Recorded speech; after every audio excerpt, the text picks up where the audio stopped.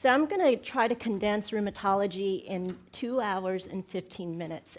I had to pick and choose. I had to pick and choose the high-yield topics because of such a small amount of time that we get to spend together. And so these are the topics that I chose that I want you to know which rheumatology labs to order, because I think this is important in clinical practice as well as on the board exams. I want you to recognize patterns to be able to identify a rheumatic disease based on how patients present. Next, I also want you to understand how to analyze synovial fluid, because if a patient comes in with a knee effusion, I want you to know, is this going to be infection? Is this going to be gout? Is this going to be rheumatoid arthritis or something totally different? And then I'm going to cover all the rheumatic diseases that I think are really high yield that you're going to encounter in your practice. Now, what's interesting is that on the board exams, rheumatology questions account for about 9% of all the questions. So that's the same number of questions as infectious disease, pulmonary, and even more questions than renal. But in clinical practice, probably 1 out of 5 patients who come into your practice will have a rheumatic complaint. And then towards the end, I'm going to go ahead and cover office orthopedics, because that's also a big issue that the boards want you to be able to recognize when patients come in, particularly with back pain, shoulder pain, to know how to assess these patients so that you don't have to refer on to an orthopedic specialist. So I'm going to get started. Now, I don't know if you remember Fight Club. That was the movies back in the 1990s. Well, there are rules in rheumatology, right? There's 2 rules in rheumatology labs in particular. Number 1, labs can be helpful in the right setting, but number 2, don't rely on labs. Okay? All right, these are the labs that we commonly order. And I'm just going to touch base on the biggest ones. The ANA, this is the anti-nuclear antibody. You know, we like to order ANAs on everybody. And the reality is, this is not a very specific test. It's sensitive to pick up lupus. I mean, it's very rare to find an ANA negative lupus patient, but the ANA can be found in many, many conditions. So it can be found in patients who are on hormone replacement therapy, patients who are on thyroid medicines or certain medicines like hydralazine. The ANA can be found in many rheumatic conditions like scleroderma, rheumatoid arthritis, but it doesn't mean much. In fact, 1 out of 9 healthy adults can have a positive ANA without it meaning anything. And now, the ANA is only significant if it's given in the right situation and if the titer is greater than 1 to 80, okay? Pattern doesn't really matter that much. The only pattern that has a little bit more significance than the others is the homogeneous pattern. So whenever we see an ANA greater than 1 to 80 in a homogeneous pattern in a patient who has multiple different systemic symptoms, we're thinking lupus. So homogeneous pattern tends to be associated with lupus. Now, if you do suspect somebody who have lupus and their ANA is positive, you do want to go ahead and get the ENA panel, extranuclear antigen panel. That includes the double-stranded DNA, the anti-Smith, RNP, SSA, and SSB, all right? Double-stranded DNA and anti-Smith are very specific to lupus, and it's part of the criteria for lupus classification. The RNP, now this can be found in mixed connective tissue disease, but it's also seen in lupus. And then the antihistone antibody, now many of you associated this with drug-induced lupus, but actually regular plain old systemic lupus patients can also have antihistone antibodies. But for the purpose of the boards, if you see antihistone, you're going to associate it with drug-induced lupus. So SSA and SSB antibodies, that's anti-Ro and anti-La, oftentimes associated with Sjogren's syndrome. But if a patient have these antibodies and is pregnant, there is a risk for the mother to transmit these antibodies in the late 2nd and 3rd trimester of pregnancy. And that's where neonatal lupus comes in. That's where congenital heart block comes in. And then you all are pretty familiar with the systemic sclerosis antibodies, anti-centromere and SEL70, and I'll go over these topics of diseases in a little bit. Now, we have the rheumatoid factor and the CCP. These 2 labs are very much what we do to draw to identify patients with rheumatoid arthritis. But about 20% of patients will not have these rheumatoid factor, or the CCP antibody. That stands for anti-cyclic citrullonated peptides. All these abbreviations are actually in your syllabus. But rheumatoid factor is pretty nonspecific. Not only is it seen in rheumatoid arthritis, but you also see it in patients with vasculitis, chronic lung disease, hepatitis infections, as well as TB and Sjogren's. The CCP antibody is more specific for rheumatoid arthritis, and when combined with rheumatoid factor, if you have the presence of both of these, it's greater than a 95% chance that this patient has rheumatoid arthritis, and bad rheumatoid arthritis. These are very aggressive markers, and it portends poor prognosis. The ANCAs, you remember, anti-neutrophilic cytoplasmic antibodies. These antibodies are associated with vasculitis. The one ANCA that you really need to be aware of is the C ANCA, because that's associated with granulomatosis with polyangiitis, formerly known as Wegener's. And this is an antibody against the PR3 antigen. And the way I remember this is grade point average, okay, GPA is grade point average. To pass rheumatology, PR, you need at least a 3.0, all right? So GPA is a PR3. Now, the P ANCA is very nonspecific. It can be found in a lot of issues and diseases, so lung disease, bowel disease, and also in vasculitis. So it's not very specific. MPO stands for many possibilities, okay? And then we have the complements, C3, C4, CH50. When we check these complements, we're looking for active disease in lupus. Low complements indicate that lupus disease can be very active. All right, because lupus is a complement deficient, depleting disease. So if it's low and it correlates with disease activity, it's helpful. But sometimes the complements don't correlate with disease activity. SED rate, CRP, and ferritin, these are all acute phase reactants. They indicate a possibility of inflammation. And then really the one gene that we do check is the HLA-B27, and it's found in seronegative spondyloarthritis. There's another gene that I'm going to talk about later that you may or may not be aware of, but we'll get there in a little bit. All right, let's recognize the patterns of presentations. If a patient comes to you in the office complaining of joint pain, you really want to know, is this just purely joint pain, arthralgia, or is this really arthritis, where there's rubor, tumor, calor, and dolor? So signs and hallmarks of inflammation. So you can see in this image, this is a patient who actually has gout of his hand, but you can see the redness here, the swelling. He can't even close his fist. So that's true arthritis. There are many conditions that can cause arthritis, and these are listed in the left here, and I will cover these topics: rheumatoid arthritis, crystalline-induced arthritis, as well as seronegative spondyloarthritis. Now, osteoarthritis is traditionally considered non-inflammatory. Although they've done synovial biopsy showing microinflammation, we consider osteoarthritis as non-inflammatory. And the way that you can tell the difference between inflammatory versus non-inflammatory pain is think about the patient scenario. Patients with non-inflammatory pain, this is osteoarthritis. Typically, the mornings are the best time of the day for them, right? And as they get moving, they hurt more towards the late afternoon. So activity makes things worse. And typically, morning stiffness is less than 30 minutes. On exam, there's just bony hypertrophy. There's not much swelling. You may have a joint effusion, like a knee effusion, a knee OA. But if you draw the fluid, the synovial fluid, it's going to be non-inflammatory. And a non-inflammatory fluid is where the white blood cell count is less than 2,000. I want you to remember that number. White blood cell count in synovial fluid less than 2,000 indicates non-inflammatory state. Labs are pretty bland. Images pretty bland. It may show some osteophyte, sclerosis, subchondral cysts. Now contrast that with inflammatory pain. So these patients, when they wake up in the morning, they're really stiff. And they're stiff for an hour, and it takes a lot to get them moving. Activity tends to make inflammatory pain better. They feel the best they can be towards the afternoon and evening time. And when you examine the patients, you see swelling, heat, tenderness in the joint. The synovial fluid will have a white blood cell count of greater than 2,000. And then ancillary labs, based on your history and exam, you choose to check inflammatory markers, they'll be elevated, and these patients may have the anemia of chronic disease. And on exam, You may see periarticular osteopenia, erosions, as well as ankylosis in certain cases.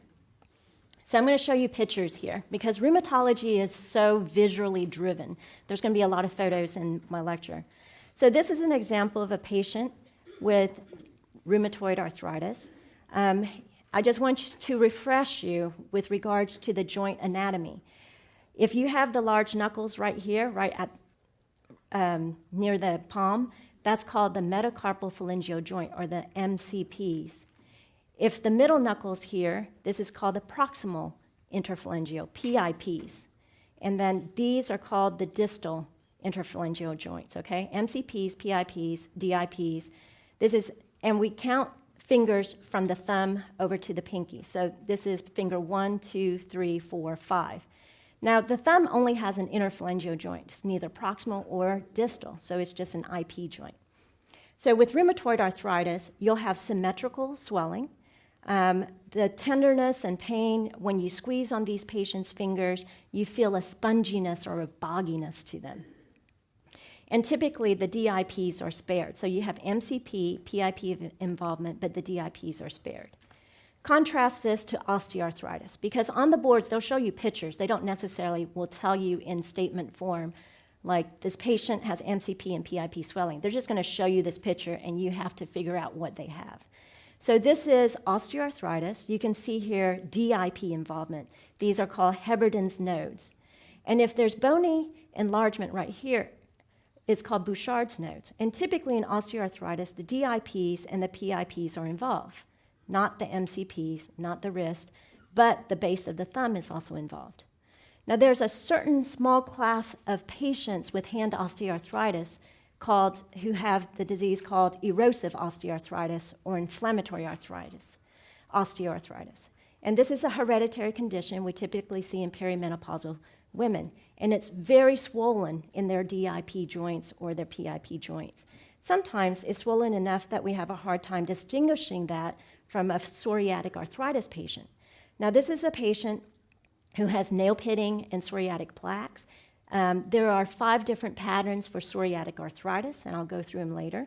But this is a DIP pattern. And sometimes hereditary osteoarthritis or inflammatory osteoarthritis is indistinguishable from psoriatic arthritis DIP form. The only way you tell the difference is sometimes the x-rays, you'll see gull wings, and you'll see some central erosions in the distal interphalangeal joint. All right, so if a patient has one swollen knee or one swollen joint, it's best that you tap it because you want to know whether or not this is an inflammatory fluid or a non-inflammatory fluid, or perhaps they may have infection. And remember I told you, remember the cutoff, 2,000? All right, 2,000 is where inflammation occurs. And typically with rheumatoid arthritis, as well as some of the more severe arthritis, you'll see like 2,000, 3,000 white blood cell counts. With gout, it's going to be like 20,000, 25,000. With infection, usually it's greater than 50,000. Now, just because a patient has gout doesn't mean that he can't have septic arthritis on top of it, okay? Normal fluid usually has less than 200. And if you were to look at the synovial fluid, inflammatory fluid, you can't really read a newsprint behind it, whereas non-inflammatory fluid is pretty clear and you can see right through it. Once you order the fluid, what do you send for besides the cell count? You also want to go ahead and send for crystals as well as culture. So I call that the 3 C's, cell count, crystals, and culture. LDH, protein, glucose, that's not really important to us compared to that of pleural effusions. And if you have only one drop, this is for you in clinical practice, one drop of fluid, go ahead and send it. Send it for crystals and culture. The only way to definitively diagnose gout is actually through polarized microscopy after you obtain the fluid. Now, this is an example of a negatively birefringent crystal, and it's parallel to the red compensator. And what that means is that in a polarized scope, light can only go through one direction, right? And so gout crystals refract the light, so then it will show up and with certain colors. So when you see yellow parallel to the direction of the compensator, that's gout. Whereas with pseudogout or CPPD, These are rhomboid-shaped crystals, and when it's parallel to the direction of the compensator, it's blue. So usually I think of the two L's in yellow, and parallel is gout, whereas calcium pyrophosphate, the P is positively birefringent, and it's blue. You flip the P upside down. So I'm going to go ahead and throw out an audience response question based on what I had just spoken about. This is a 34-year-old Hispanic female, 2 weeks of pain in both hands and wrists.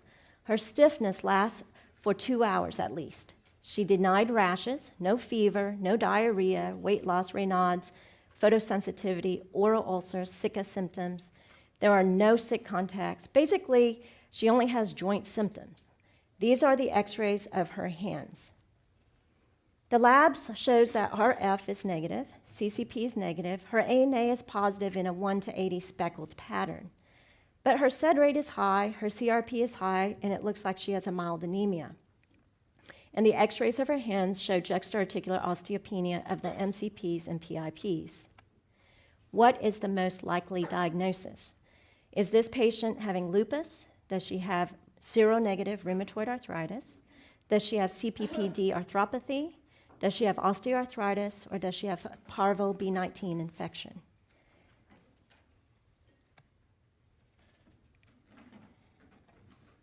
So if you'll use your audience response clicker, and then in 5 seconds, we'll see what the majority of you chose.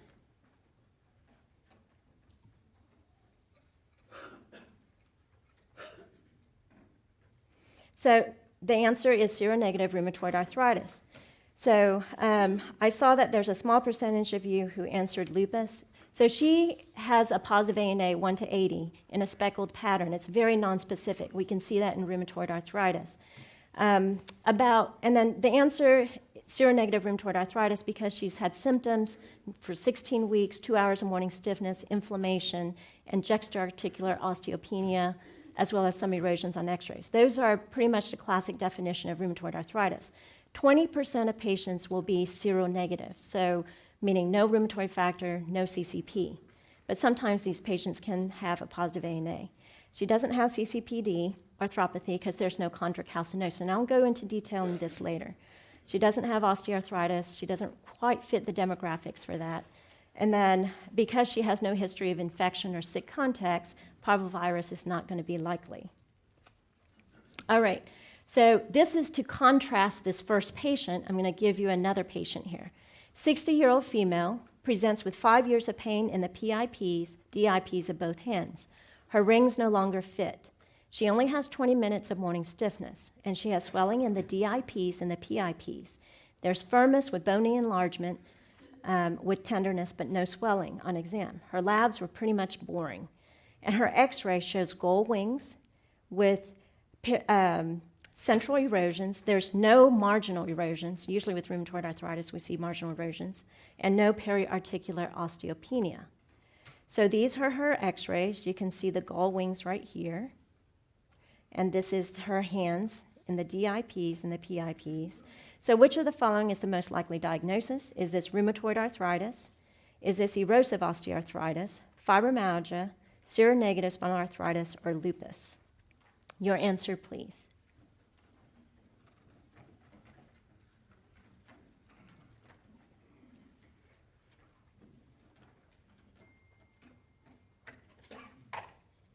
And in all fairness, because we're on a time crunch, usually you have a little bit more time to review the history of a case when you're actually at the boards.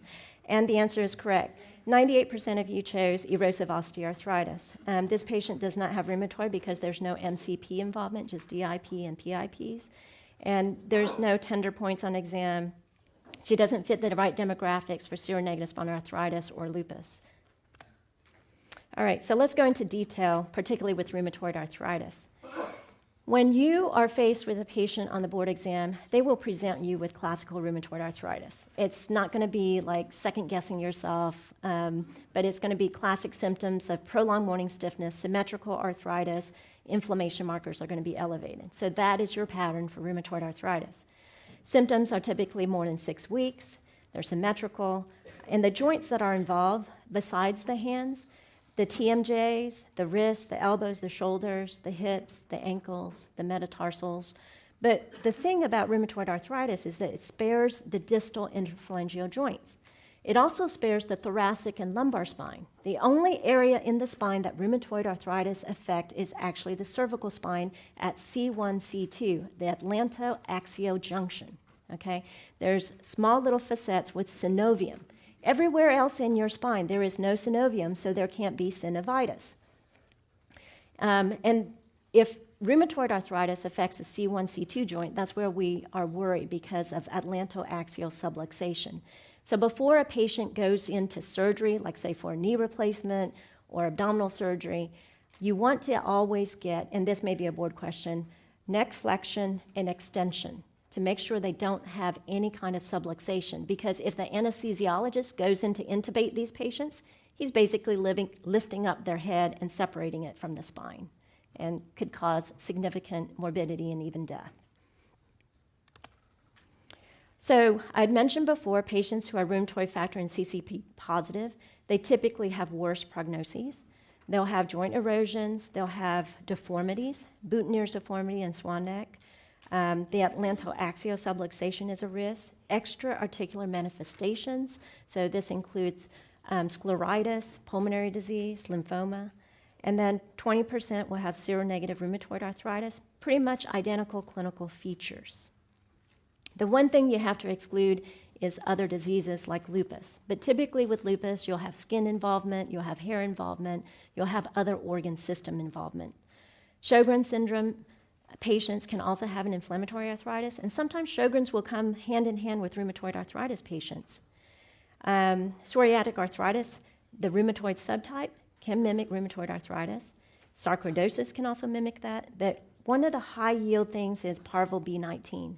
Typically, we see this infection when it's usually the mother of a small child. The child has slapped cheeks, running around, really happy a few weeks earlier. Then the mom comes down with what seems like a little viral illness, and then all of a sudden she has a rash and joint symptoms, and then her serologies may be positive. But it was, the timing of it is so close, and when you get a parvo B19 IgM, it's positive. Then you know this patient had exposure to parvo. So this is an example of a swan neck deformity. It's basically flexion of the DIP joint. And Boutonniere's deformity is where you have flexion of the PIP joint and extension of the DIP, so it just looks like that. And here's the example of X-ray of a rheumatoid patient.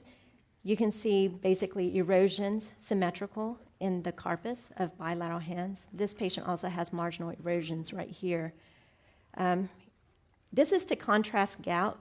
So in rheumatoid arthritis, they have marginal erosions, whereas in gout, they have punched out lesions. It looks like a hole puncher, and they punch it.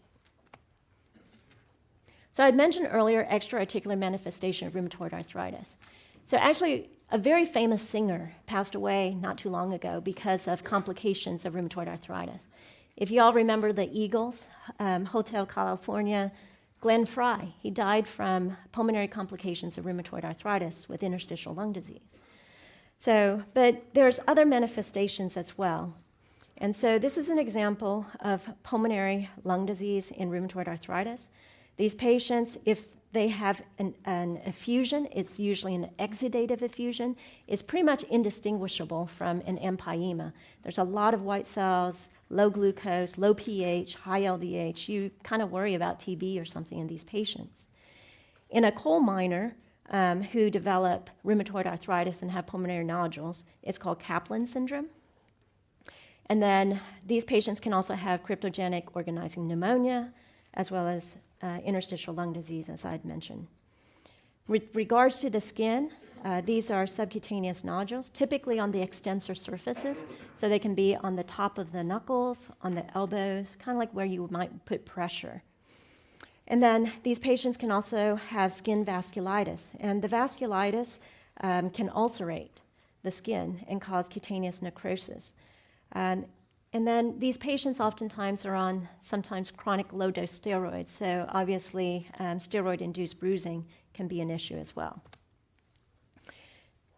Pericarditis is probably the most common cardiac manifestation of rheumatoid arthritis. Some of the times these patients present with chest pressure that's better when they lean forward. You may hear a rub. But these patients can also have valvular nodules. These are rheumatoid nodules of the valves and can have valvular insufficiency. The one thing about rheumatoid arthritis patients, though, is that they are so much at higher risk for cardiovascular disease, 3 times the risk of patients who don't have rheumatoid arthritis. So we always worry if a patient has had rheumatoid arthritis, particularly with aggressive markers for a number of years, and they present with chest pain, we think about coronary disease. Neurologically, sometimes these patients can present with peripheral neuropathy, mononeuritis multiplex, and the atlantoaxial subluxation that I'd mentioned before that can cause radicular symptoms. Now, this is an example of a patient with scleritis. This is one of the few rheumatologic emergencies because the sclera can perforate, and so what you're seeing is the underlying retinal layers. What we do is treat these patients very aggressively because we want to prevent scleromalacia perforans. So what about rheumatoid arthritis treatments? Now this part, I'm going to warn you, may seem a little bit tedious, but it's important to know because you all are going to see our patients, and our patients are going to be on these drugs, and you want to know what the possible complications are, you want to know what drug interactions there might be, and what to look out for. And the boards do emphasize some of the therapies of rheumatoid arthritis, as well as other rheumatic diseases. Now, analgesics like acetaminophen, tramadol, and narcotics, and NSAIDs, these provide pain relief, but they're not disease modifiers. Glucocorticoids, prednisone, solumedrol, medrol dose packs, as well as disease-modifying drugs, these can modify the disease process. Glucocorticoids work faster, but we don't like to keep patients on long-term prednisone. And the reason why is there's a lot of steroid complications. Know the steroid complications, diabetes, hypertension, hyperlipidemia, infection, osteoporosis, adrenal insufficiency. The disease-modifying anti-rheumatic drugs is what I'm going to focus on next. We classify them as synthetics or non-biologics, and then the biologics. Now, most of the time you hear the word biologics, the community, somebody off the street, they're really scared half to death because we heard of biologic warfare. But the reality is biologics is just made out of human or animal cells. It's not a synthetic molecule. And that's how I reassure patients. And a lot of times the biologics may be safer than the synthetics. So NSAIDs, again, it's just a Band-Aid. It helps with pain but does not modify the course of the disease.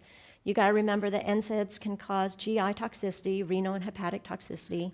Celecoxib is the only COX-2 inhibitor that is now approved in the US. The others have been taken off the market. When they looked at cardiovascular risks, at high doses, there may be an increased risk for cardiovascular events, so that's greater than 400 milligrams a day, 400 or more. But the lower dose, 200 milligrams a day, the risk for cardiovascular toxicity is no different than ibuprofen. Let's see here. All right, let's move next to the synthetic disease modifiers. In the United States, methotrexate is the first-line choice. And how it works is it's a dihydrofolate reductase inhibitor. Now, what you don't know may be that methotrexate typically is very active in cells that are highly active, so they have high metabolic rates and things like that. So that's where it acts, all right? So inflammatory cells are highly metabolically active. But the other cells in your bodies that are highly metabolically active and continually renewing is actually the mucosa, as well as the hair. And that's why patients who are on methotrexate may have mucosal ulcers as well as some hair loss. But there's an antidote to that, which is folic acid. And folic acid does not inhibit the action of methotrexate. It just treats the side effects of it. So when a patient is on methotrexate, we really want them to be on folic acid to prevent the toxicity. Because methotrexate toxicity can include liver toxicity, can include bone marrow suppression, and then also pneumonitis. Pneumonitis is rare. Methotrexate-induced pneumonitis, it can occur at any point during therapy, typically within the first 5 years. It's not dose-related, and it can occur in about 2 to 6% of patients. Now, this is where drug interaction comes in, all right? So if you have a patient with rheumatoid arthritis, and they are on methotrexate, and you see that they have a skin soft tissue infection, possibly MRSA. You want to give them trimethoprim, sulfamethoxazole. Well, don't do it, especially if they continue the methotrexate. What you do is have them hold the methotrexate, then you treat them, and then restart the methotrexate, because sulfamethoxazole trimethoprim inhibits the excretion of methotrexate, so too much methotrexate can cause bone marrow toxicity. So that's one drug interaction. There is a mild drug interaction with the penicillins as well, but typically our doses of methotrexate is not strong enough to really cause that amount of bone marrow toxicity. You worry about the bone marrow toxicity in patients who are using methotrexate to treat cancer. But for the purposes of the board, methotrexate and sulfamethoxazole trimethoprim will be a drug interaction. Hydroxychloroquine and sulfasalazine, these are also common drugs that we use. These drugs we are considered as more milder drugs, and we use it in patients who want to get pregnant, who are breastfeeding, okay? With hydroxychloroquine, the toxicity here is retinal, and it's rare.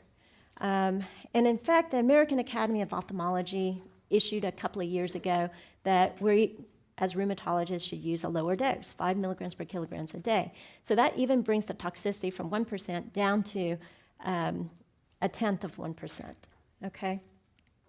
But that's associated with hydroxychloroquine. Decreased sperm count with sulfasalazine. In a young man who may have psoriatic arthritis on sulfasalazine, he can't get his wife pregnant. Why? Well, it's probably because of the sulfasalazine. It doesn't cause malformations, it just decreases sperm count. So typically we have the patient hold the sulfasalazine for about 3 months and try to get pregnant. Leflutamide is also another disease modifier. It's very similar to methotrexate, but has less pulmonary risk. Usually I tell my patients, methotrexate typically have side effects from the belly button up, so it can cause brain fog, mouth ulcers, nausea, and just this feeling of malaise, right?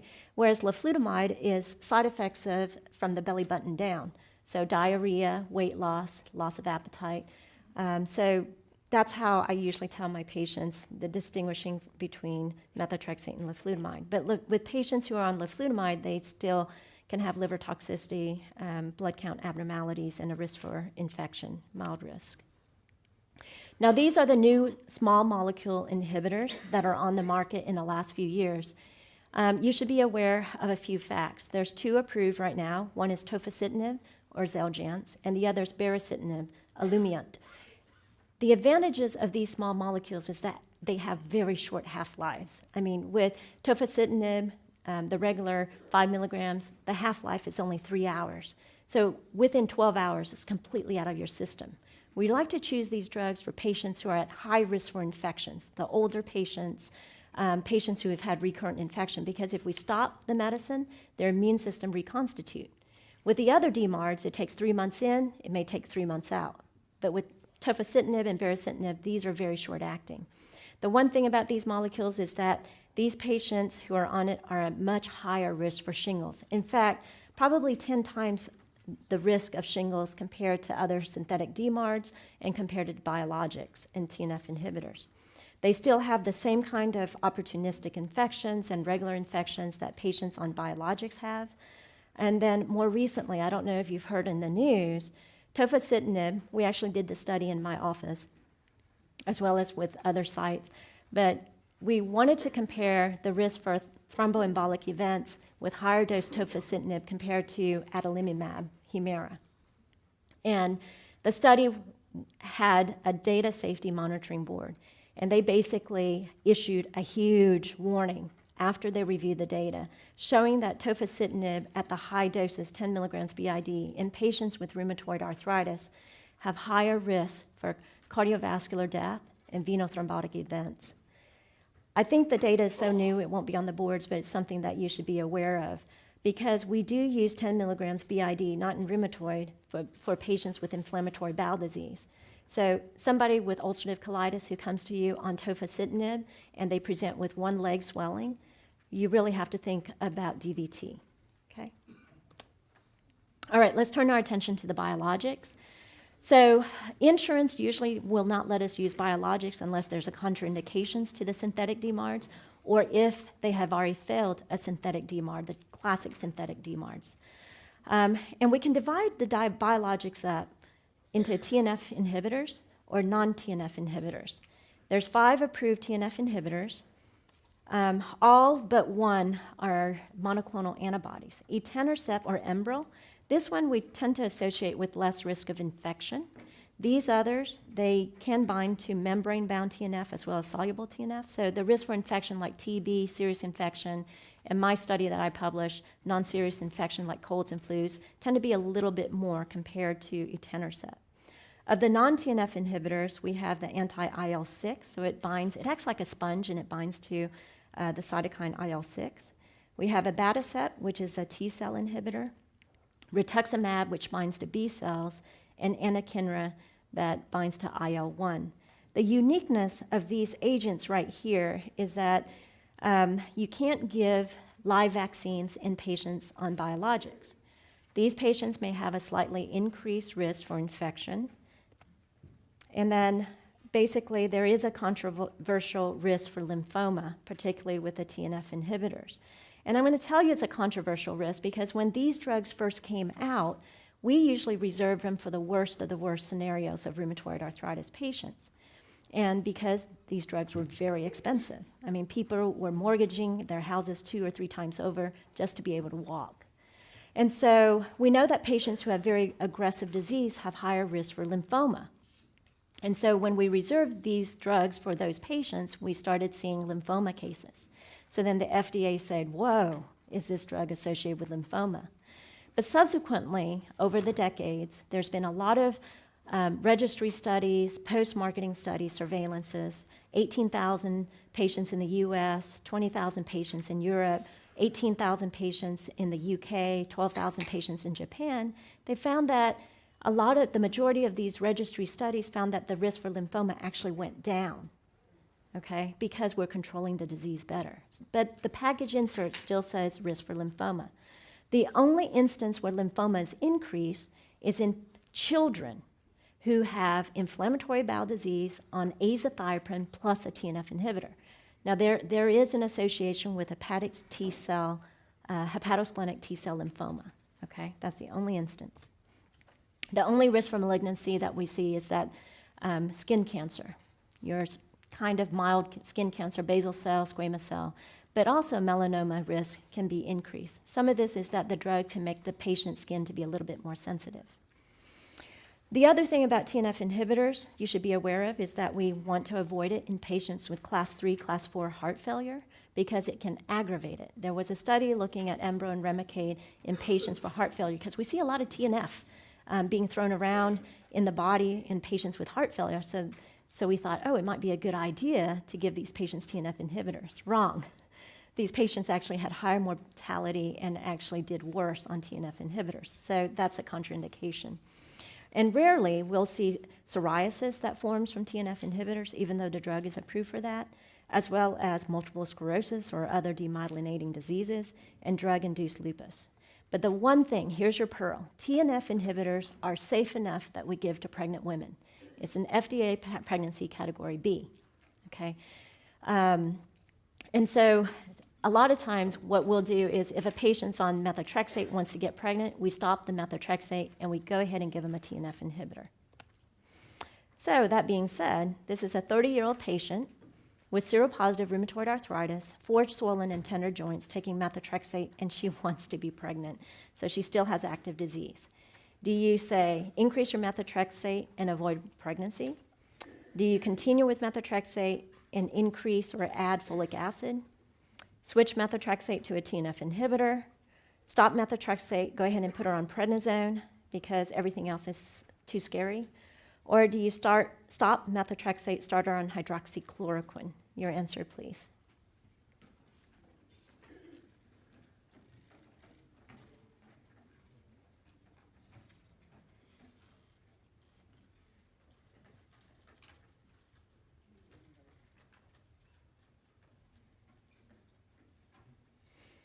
All right, great. 84% of you are listening. So this patient really wants to get pregnant, but she has 4 swollen and tender joints. So she still has active disease despite methotrexate, right? So, and she wants to get pregnant. Well, she's going to want to get pregnant regardless of what you decide. So it's best to be safe. Stop the methotrexate. So the first 2 answers are incorrect. We don't like to use prednisone during pregnancy because actually prednisone, I don't know if you know this, is associated with cleft palate in the first trimester.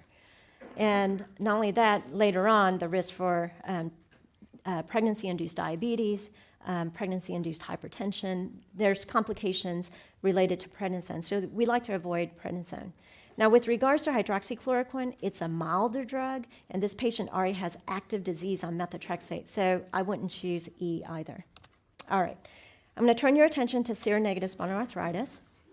And the reason why they call this seronegative spinal arthritis is because the rheumatoid factor is negative, right? So it doesn't have anything to do with HLA-B27 right now. It doesn't have to do with ANA, but seronegative refers to a negative rheumatoid factor. And these patients typically have different patterns of involvement. They can have axial spine involvement. So the axial spine is from your cervical spine down to your sacral spine, and that includes the sacroiliac joint. Or they can have peripheral arthritis. Now, this is an example of dactylitis. The way you tell it's dactylitis is basically there's not only swelling at the joint, but there's swelling between the joints too, so it's just one huge sausage digit. The hallmark of the disease is actually enthesitis. It's not a synovitis, it's actually an enthesitis. And entheses is where tendon or ligament attaches to bone. And when there's inflammation there, these patients can be at risk for Achilles tendons rupture, they can be at risk for sometimes sports injury, particularly with active inflammation. And in these group of patients, these patients can have like shared features from eyes to skin to bowel to joints. So one of the most common ocular manifestations is conjunctivitis and uveitis. So this is in contrast to rheumatoid arthritis where we see scleritis. This is uveitis or iritis, so the uveal tract of the eye. HLA-B27 is in association with ankylosing spondylitis, okay? And 90% of patients who are Caucasian with ankylosing spondylitis will have an HLA-B27. Now, if you have an HLA-B27, chances are you'll have axial spine involvement. This is the spectrum of all the seronegative spinal arthritis. AAU here stands for acute anterior uveitis, okay? So these patients, these are the shared features I'd mentioned about. The HLA-B27 gene, sacroiliitis, dactylitis, peripheral arthritis, but they can have uveitis, enthesitis, psoriasis, as well as colitis. So we look at what is the main feature to make the diagnosis. If you have skin disease plus joint disease, that's psoriatic arthritis. If you have spine involvement, HLA-B27, that's ankylosing spondylitis. If you have ulcerative colitis, like major mucus, blood, bloating in your gut, and with joint disease, then that's inflammatory bowel disease-associated arthritis. And then reactive arthritis is typically exposure to an infectious agent that then causes the arthritis. Many of you have probably seen this picture. It's on Google, it's found in lectures, but this is an example of a young man who basically has ankylosing spondylitis, and this follows him throughout the decades. And you can see here how this is a slowly progressive disease because this is 1947 to 1957. He's a little bit stoop back. By 1967, he's a little bent over. 1972, he's even more hunched over. Then he had corrective surgery, and he's a little bit straighter. So it's a very slowly progressive disease. Whereas with rheumatoid arthritis, I mean, if you don't treat these patients within 5 years, they end up in a wheelchair. Typically, the onset of ankylosing spondylitis is in patients' 20s. A lot of times, these gentlemen will present saying like, oh, I hurt my back lifting something, I was playing a sport, but the back pain won't go away. But they have features of inflammatory back pain. That's the key. Prolonged morning stiffness that gets better with activity.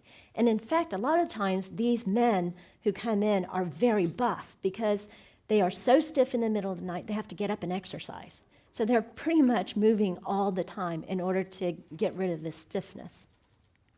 The diagnosis is made when you see symmetrical sacroiliitis, and there's really not a lot of other features. They may have a little bit of stomach upset or maybe a mild skin rash, maybe psoriasis, but the predominant feature is axial spine symmetrical sacroiliitis.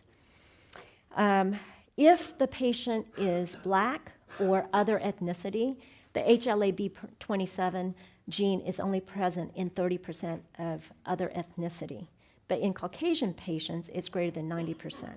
There's complications that can be involved, including uveitis, and these patients can also have aortitis. So listen for murmurs. Listen for the aortic insufficiency murmurs, because you want to refer those patients for possible valve replacement. The one thing about lung involvement with these patients is that it's an apical lung involvement. It's kind of like tuberculosis. It's in the apex, whereas with rheumatoid arthritis, it's usually in the basis. This is features of a bamboo spine right here. We call this flowing syndesmophytes. That's a buzzword right there. So it's basically the ends of the spine, they fuse together. Now, when I was in training, I did my training at WashU. One of our chiefs at that time, he was actually the rheumatologist to the St. Louis Zoo. And he was consulted on a snake that couldn't move. And when they did x-rays on the snake, they found that the snake actually had ankylosing spondylitis. The snake died because the zookeeper cracked his spine by closing the door on him. So, all right, this is an example of bilateral sacroiliitis. Usually, the sacroiliac joint should be nice and clear like this. So this is the pubis symphysis. But when it's hazy, cloudy, this is evidence of sacroiliitis. And then it can fuse together as well. The inflammatory bowel disease, arthritis, can have sacroiliitis. That's bilateral as well. But psoriatic arthritis, reactive arthritis, is typically one-sided. It's unilateral and asymmetrical. So talk about treatment. Typically, your synthetic DMARDs will not work for axial disease. You have to go from NSAIDs to biologics. Whereas for peripheral disease, like so if a patient has one swollen knee or peripheral disease, you can use the synthetic DMARDs like sulfasalazine or methotrexate. And methotrexate is oftentimes used for peripheral skin disease as well as GI involvement. There is one drug that recently was approved for ankylosing spondylitis, maybe on the exam as well. It's called secukinumab. So if a patient failed a TNF inhibitor, secukinumab, which is an IL-17 inhibitor, could be used. It's believed to be a little bit more targeted for patients with seronegative spinal arthritis and ankylosing spondylitis. It's also very effective and approved for psoriatic arthritis. Reactive arthritis, I had mentioned before, is related to a previous infection. It can be genital urinary infections, as chlamydia, or GI infections, such as Salmonella, C. diff, Campylobacter. With reactive triad, you want to think about the classic three. You think about conjunctivitis, urethritis, and arthritis. So if you remember the saying, can't see, can't pee, can't climb a tree, that's reactive arthritis. This is an example of some of the skin manifestations, circinate balanitis. These patients can also have keratoderma blennorragicum. Okay, so just to give you a visual. These patients can have a dactylitis, enthesitis. Typically, their arthritis is asymmetrical, and it's usually a few joints, just one or two. So that's reactive arthritis. Bacteria, if you tap a knee, is frequently undetectable, so you talk to them about their history. Usually, the majority of patients, about 60 to 70% of patients, they'll resolve within 6 months. You treat them symptomatically with NSAIDs, you inject a joint. But there's a small percentage, 30% of patients, who progress. And so we treat them just like we treat psoriatic arthritis or other chronic inflammatory condition with synthetic DMARDs or biologics. This is an example of psoriatic arthritis from before, the DIP involvement. This is an imaging of nail pitting. Typically, nail pitting just looks like if you bore a needle down into the nail, and that may be the only sign of psoriasis that you see. So when you try to find psoriasis, you look at areas of the hairline, so around the eyebrows, the beard, around the ears, the scalp line, but also the intertriginous area between the butt cheeks, in the belly button too, not just the elbows as well as the knees. So that's in contrast to eczema, which is found on the inner surface, the volar surface of the elbows and the knees. Psoriasis is found on the extensor surface. So the way we treat spinal arthritis in general, I'd mentioned before, NSAIDs, usually the first line of therapy, and physical therapy. We do injections for Patients with one or two joints, for axial disease, TNF inhibitors, or secukinumab, IL-17. Peripheral disease, we use the synthetic DMARDs. For psoriatic arthritis, you probably have seen the commercial, the ladies trying to tie on a cape for the little kid by the pool. So apremilast, Otezla, is one of the new kid small molecule inhibitors. Dermatologists love apremilast. And the reason why is because you don't have to do lab monitoring. There's no increased risk for infection. And so, you can give this, and it's very effective too. You can give this to patients who don't really have to worry too much, but this drug does have two big side effects. One is possibility of migraines, and the second one is diarrhea. If you get past that, then you're golden, right? Ustekinumab is approved for psoriatic arthritis as well as an IL-12 and IL-23 inhibitor. And then the other IL-17 inhibitor is Taltz. I doubt you'll have to remember the latter biologics, but just to let you know about it. All right, so here's another audience response question. 28-year-old man, 3 months of left foot, pain and swelling, pain in the posterior area of the heel. He's been taking ibuprofen with little improvement. This is his exam. Okay. You went ahead and tapped his knee, because he does have a swollen knee, and you found that his white count is 4,500 cells per millimeter cube. There's no crystals. So which of the following has been associated with his disease? Interstitial lung disease, urethritis, glomerulonephritis, uveitis, cutaneous malignancy. Your answer, please.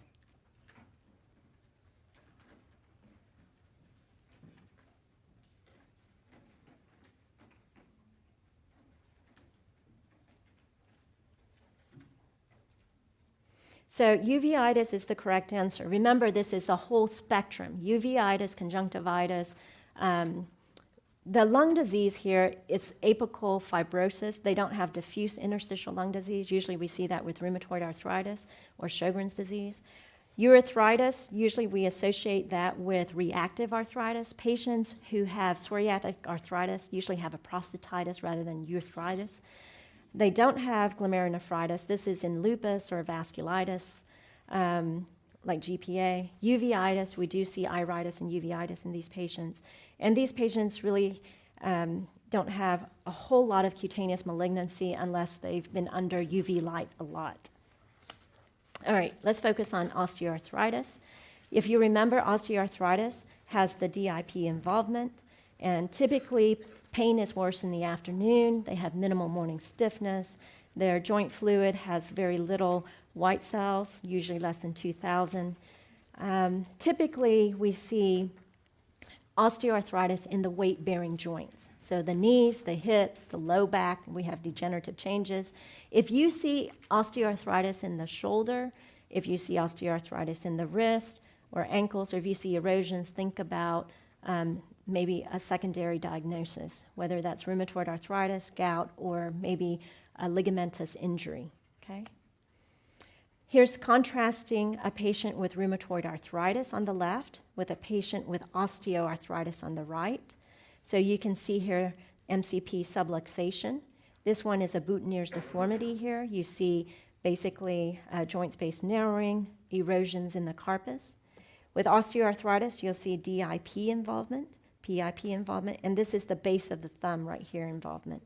If you're looking for if you're looking for pseudogout, chondrocalcinosis, you'll see it at the triangular ligament, okay? So osteoarthritis, the diagnosis is clinical. There's not like a lab test for it. I guess it's one of those things that you have to have the whole clinical picture. So the American College of Rheumatology issued guidelines on how to manage osteoarthritis. You want to talk to them about physical therapy, weight loss, educate them about the disease. They recommend acetaminophen, NSAIDs. They do not recommend glucosamine or chondroitin. Tramadol and opiates for really severe pain. There recently was a publication that came out that patients with osteoarthritis, knee osteoarthritis, have higher rates of death if they're on tramadol and opiates compared to NSAIDs. Part of that is, I think that these patients are in so much severe pain and they have other comorbidities. Maybe they're really overweight, they have obstructive sleep apnea, being on tramadol or being on narcotics may actually cause atrial fibrillation or problems with their sleep apnea, and that's how the death rate is increased. Topical NSAIDs can be used, intra-articular steroids for 1 to 2 joints, intra-articular hyaluronic acid, so viscosupplementation, and then for severe cases, we recommend surgery. This is a table to distinguish osteoarthritis from rheumatoid arthritis. I'm not going to go over this table in detail because I think I did it through just the lecture. Now I'm going to go through crystalline arthritis. So these are the crystals that we commonly see: gout, pseudogout, and hydroxyapatite. Now gout is the king of diseases and the diseases of king. King Henry VIII is known to suffer from gout, but also T-Rex, Sioux, because they found evidence of punched out gouty tophi in Sioux's skeleton. But gout is defined by an acute inflammation. So this is not going to occur weeks and weeks and weeks. No, these patients they go to bed and they start having a tingling in their toes. By 2 a.m., they're hurting. By 4 or 5 a.m., they can't put a sheet over their feet. Okay, so that's the classic pattern in gout.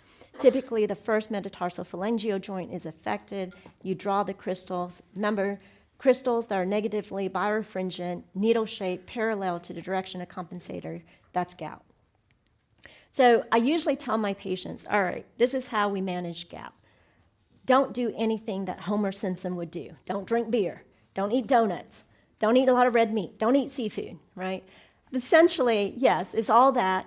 But high fructose corn syrup is associated with gout flares as well, and also the male sex. But things that can help is actually coffee. So those of you here who already have 2 cups a day, you're good, all right? Milk, 1 to 2 servings of dairy can be helpful. That includes yogurt. And then vitamin C can also be helpful too. But you got to be careful about vitamin C, partly because if a patient has renal insufficiency, then they're at risk for oxalosis. So patients who have a low GFR, less than 30 cc's a minute, you want to limit their vitamin C to about 500 milligrams a day. Higher than that, they can have oxalosis, which would not be a good thing, and their kidney doctor will yell at you. You want to avoid offending prescriptions like diuretics. So another risk factor for gout is dehydration. So if these patients are on diuretics, then they're at higher risk for gout. For patients who have acute gout, we do treat them with NSAIDs as well as inject 1 or 2 joints. We use colchicine as well, but usually if it's been over 24 hours, colchicine just really doesn't work that well. And the new recommendation for colchicine is that you give them 1.2 milligrams and then an hour later followed by 0.6 milligrams. Back then, when I was training, it used to be you slam them hard with colchicine, give them colchicine every hour until they have diarrhea. That's no longer the case because they just are going to have diarrhea and their gout's still going to be there. So at the first sign of a flare, so the tingling, if they take colchicine, that's going to work. Any shifts in uric acid up or down can worsen a flare. So when a patient has an acute flare, don't start them on allopurinol right away. Wait until their flare goes away, and then you start them slowly and build your way up. Now, if they've been on allopurinol, keep them on allopurinol. Don't stop it. With regards to chronic treatment, the only time we go ahead and put them on chronic treatment is if they've had more than 1 flare, okay? If they have 1 flare a year, then they're okay. You don't have to treat them long term. But if they have more than 1 flare a year, you go ahead and start them on chronic treatment. And so we have the xanthine oxidase inhibitors. So this is the first line. Allopurinol, it's very cheap. Now, one thing about allopurinol you have to be aware of is if they are Han Chinese or Korean, you need to check an HLA-B 5801. This may be a board question because if these patients have this gene, these Asians have this gene, they're at high risk for allopurinol hypersensitivity, like Stevens-Johnson syndrome. And there was a recent paper that was issued that shows the cost effectiveness of checking HLA-B 5801 in the Chinese population. Now, if a patient does have allopurinol hypersensitivity, or if they have major renal insufficiency, we usually use febuxostat. We monitor LFTs. It's okay for patients who have GFRs less than 30 cc's per minute. but it's very expensive. And more recently, febuxostat had been presented before the FDA because of increased cardiovascular risk. That's something you need to be aware about too. So there's a box warning that's going to show that febuxostat may increase cardiovascular risk. But we know that gout patients in general have higher risk for cardiovascular events. Usually these patients have the metabolic syndrome. Probenecid is the only uricose-uric agent that's approved here in the US, but probenecid requires patients to have a normal GFR, and the side effects is that usually these patients can have a lot of diarrhea, abdominal cramping, and you want to avoid probenecid in patients with renal uric acid stones, okay? Now, you can treat these patients with urate-lowering agents, but if you don't prophylax them during treatment, it can cause them to flare because of that fluctuation in uric acid. They did a study, it's a VA study, they looked at patients with gout, and if they started them on allopurinol without prophylaxis with NSAIDs, colchicine, or prednisone, compared to patients on prophylaxis, about 80% of them will flare during allopurinol monotherapy treatment. And you know, if you've ever had a gout flare before, it feels like a broken toe. It hurts terribly. And a lot of times these patients will be non-compliant with treatment. So for that reason, we usually use prophylaxis therapy with urate-lowering agents. And then with regards to how long do we use prophylactic therapies, basically 6 months after the last gout flare is when we stop, if they haven't had any flares after 6 months. 3 months after reaching target urate levels in a patient without tophi. But if they have tophi, you want to go ahead and give them prophylactic treatment for at least 6 months. Whichever duration is longer, that's how long you continue it, okay? There's a couple of drugs here also that you should be aware of. Humans do not have uricase, so we can't break down uric acid very well. So there is pegloticase, which is a synthetic uricase. It's approved for refractory tophaceous gout. It's expensive. About 20% of patients will have an infusion reaction. 6% have anaphylaxis. The one thing about pegloticase you need to know is that you have to check a uric acid before each infusion, because if the uric acid starts to go up, that means this patient is forming antibodies against pegloticase, that pegloticase isn't working as well, and that the next infusion can cause anaphylaxis. So that's the thing about pegloticase. Lesinurad is actually being pulled off the market. This is a URAT1 inhibitor. It's not pulled off the market because of efficacy issue or safety issue. It's actually pulled off the market because not a lot of doctors are prescribing it. So it's losing a lot of money. So that's currently in the business news. All right, pseudogout. Now, pseudogout is a great mimicker. It's kind of like syphilis. So pseudogout can present looking like rheumatoid arthritis. It can present looking like meningitis. It can present looking like psoriatic arthritis in terms of an enthesitis. Typically, we associate pseudogout with older age, patients who've pretty dehydrated, had hospitalizations recently, but also patients who have a history of parathyroidism and hemochromatosis. The key to the tip-off here is chondrocalcinosis. And this is a pseudogout crystal, CPTPD crystals. It's positively birefringent. We treat pseudogout similar to gout acute treatment, so NSAIDs, steroids, colchicine. We do not use a urate-lowering agent because there's no uric acid.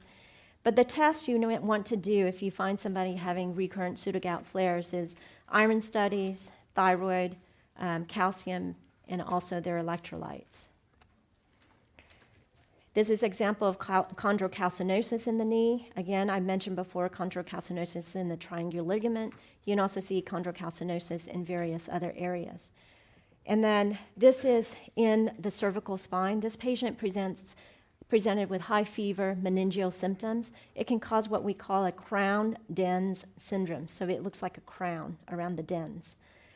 So if the cultures, this patient presents with fever, neck pain symptoms, culture's negative, not responding to antibiotics, you look at the CT of the spine, you'll see this calcification around here, and you treat it like you would for pseudogout.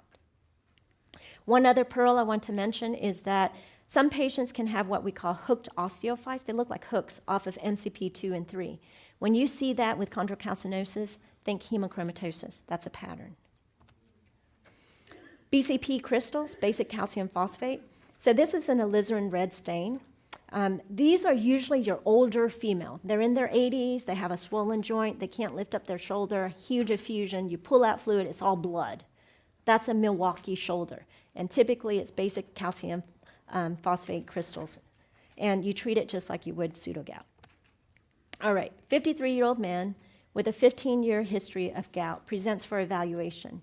He has had 4 to 5 flares a year, usually the left big toe and ankles. He's new to you, okay, so you're just taking his word for this.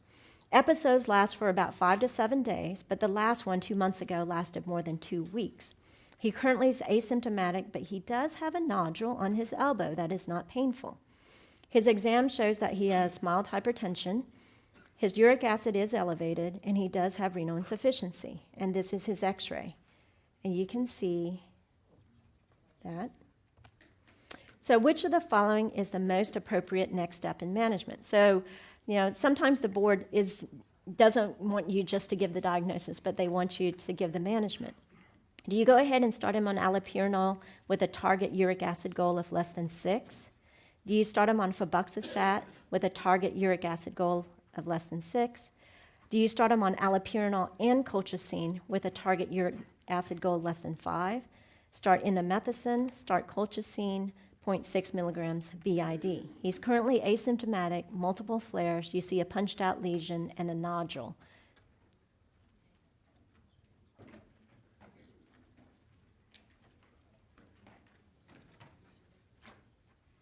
The answer is C.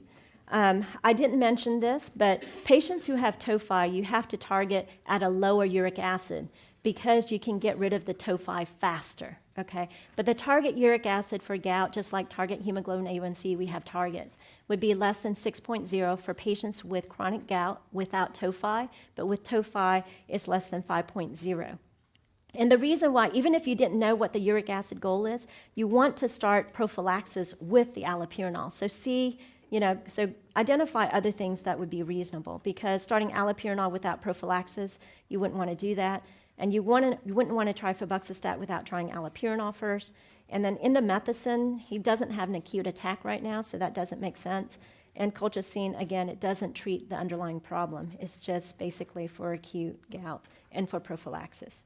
To clarify, if you don't use colchicine or a different prophylaxis like NSAIDs or prednisone with allopurinol as you are lowering the uric acid, then these patients will flare. And usually what I tell my patients is that, because patients don't like to take a lot of medicine, right? But if you preemptively tell them about why you're doing it, most patients would be very adherent and compliant to your therapy. So I usually tell my patients, think of gout as a big mound of dirt, and you're trying to dig the dirt out, right? When you dig the dirt out, dust is going to fly, and dust is going to get into the eyes of the digger and just irritate them and cause a flare. But the colchicine or the NSAID or prednisone, whichever one you choose, what it does is it acts like a protective suit for the digger. And so then the dust, even when it flies out, it won't cause the irritation.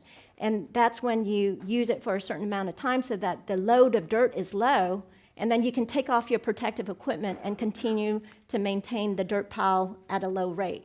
Okay, so I just wanted to clarify that with you. All right, lupus. Lupus is basically the bane of existence for internists. I mean, internists and primary care doctors are scared of lupus, all right? And partly because, sometimes they're not familiar with the disease. They blame everything on lupus, even a hangnail. So I want you to be comfortable with lupus, because lupus is my passion. This is where I've done research for the longest time.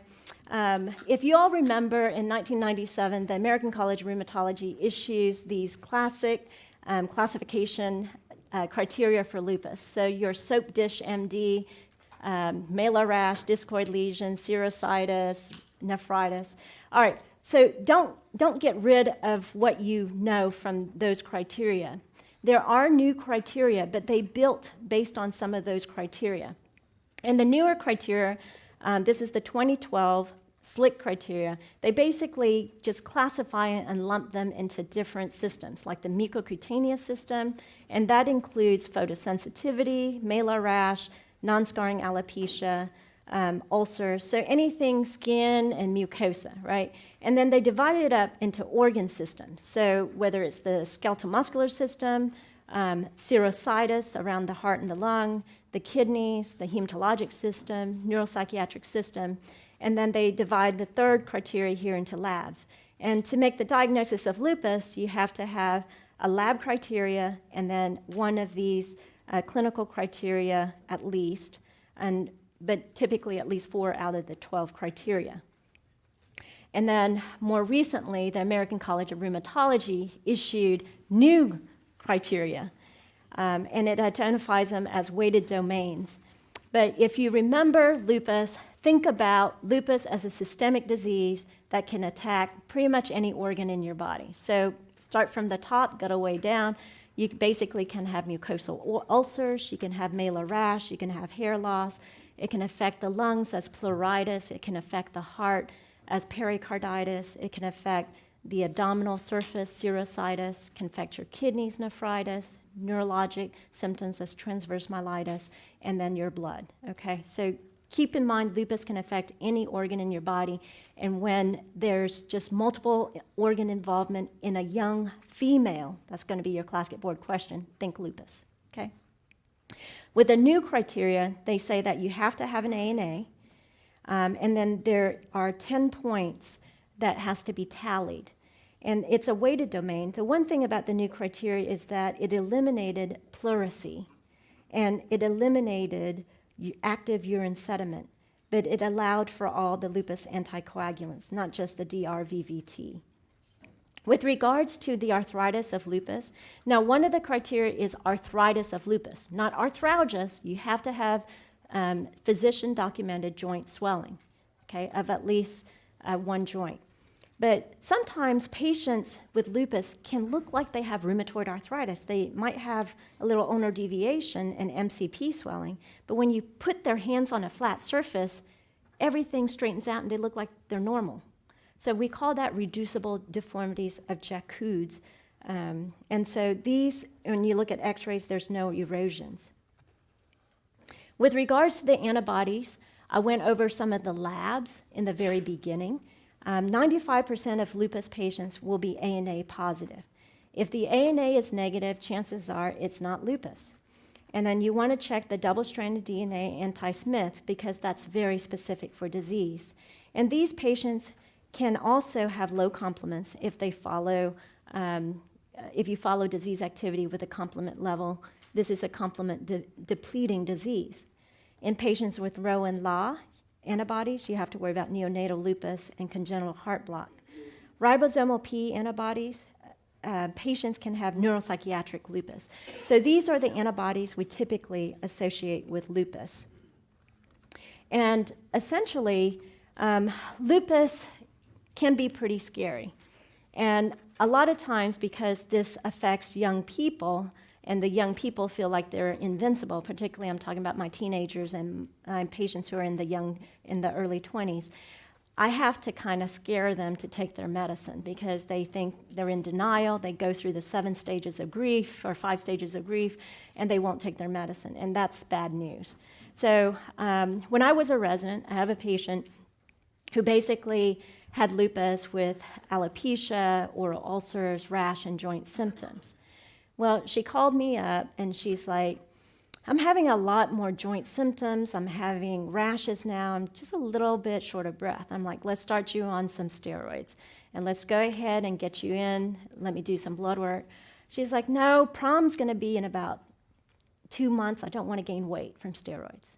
I'm like, what are you talking about? You know, this is a short-term thing that we're going to treat your lupus. So she didn't come in. A week later, she calls me again, and she's like, I'm really tired. I'm losing a lot more hair. My rash is getting a lot worse. I'm having mouth ulcers, nasal ulcers, and some nosebleeds now. And I'm like, you really have to start therapy. And she basically refused. And then about 2 days later, you know, I'm trying to call her. I'm trying to call her mom. her mom's like, she's having headaches now. She can't really function at school. And I was like, you have to take her immediately to the emergency room.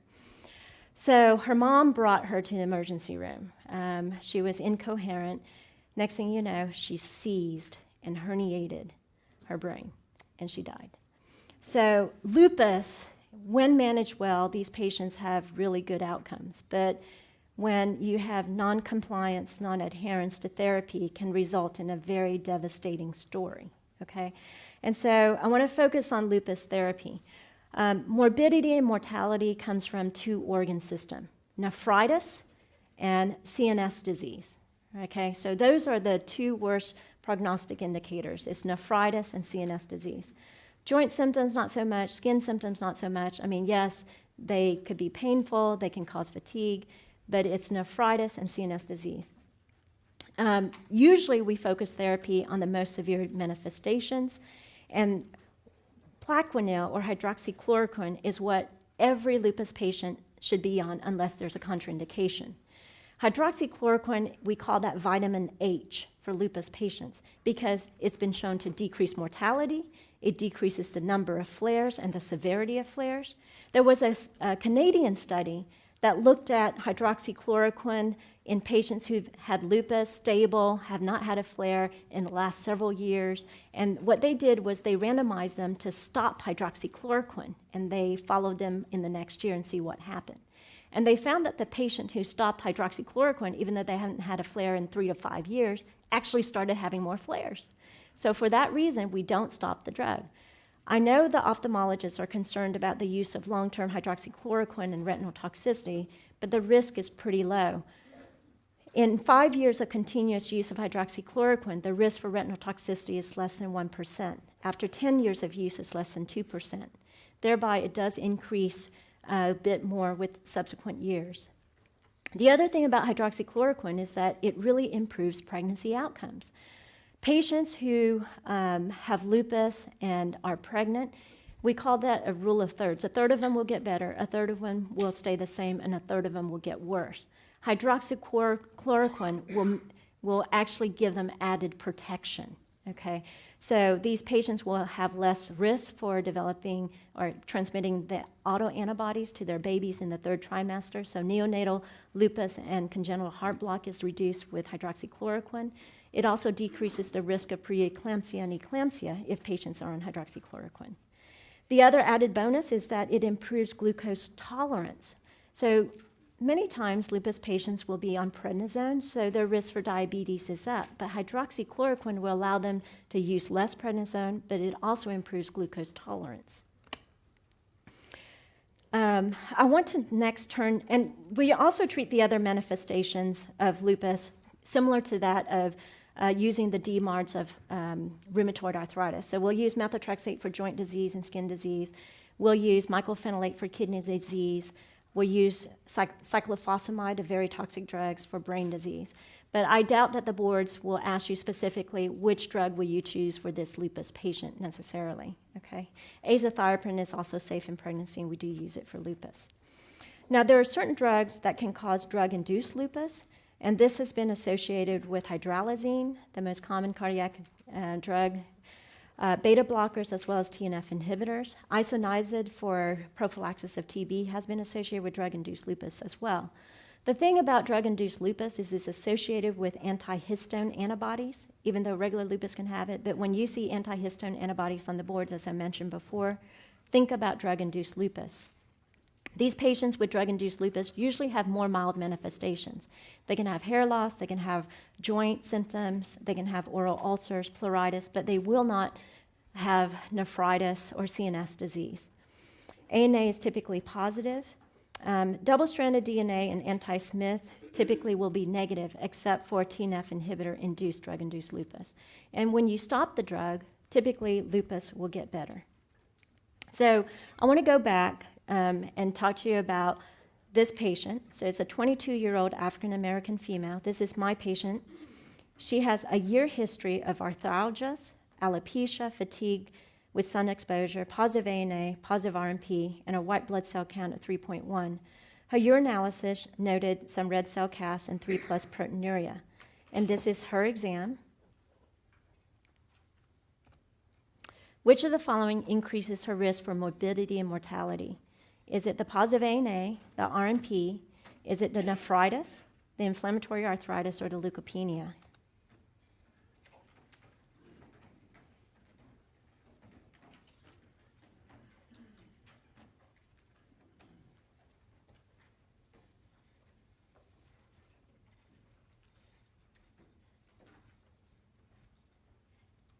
Excellent.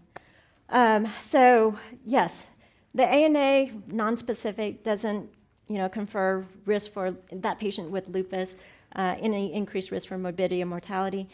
It's kind of interesting is that patients who have the RMP and with lupus, they actually have a better prognosis. Lupus nephritis, as well as CNS disease, is associated with morbidity and mortality. The arthritis doesn't, nor does leukopenia. And sometimes we have patients, even though they're on therapy, they're asymptomatic, they will have a persistent leukopenia. All right, Raynaud's phenomenon. You are going to encounter Raynaud's phenomenon in your patients in clinical practice. It's pretty common. About 1 in 10 patients will come in with Raynaud's phenomenon, and it doesn't necessarily mean that they have an underlying connective tissue disease. Most of them are very benign. They occur in runners. Typically, 20 to 30% of them are in females. You can see here a well-demarcated line in this patient with Raynaud's. Now, when should you worry? When should you worry in a patient who have Raynaud's phenomenon and you might think, oh, this patient has scleroderma, systemic sclerosis, or lupus, or maybe vasculitis? This is where if a patient has gangrene, if they have digital ulcers, and this is an example of a digital ulcer, that's when you worry that this patient probably has something else other than primary Raynaud's. The way we manage it is that we avoid cold exposure. We tell the patients, go ahead and carry an electric hand warmer. Amazon actually has a really nice one. It also doubles as a battery charger for your phone. The other thing is calcium channel blockers. These are really the first line of therapy. It allows for increased blood flow.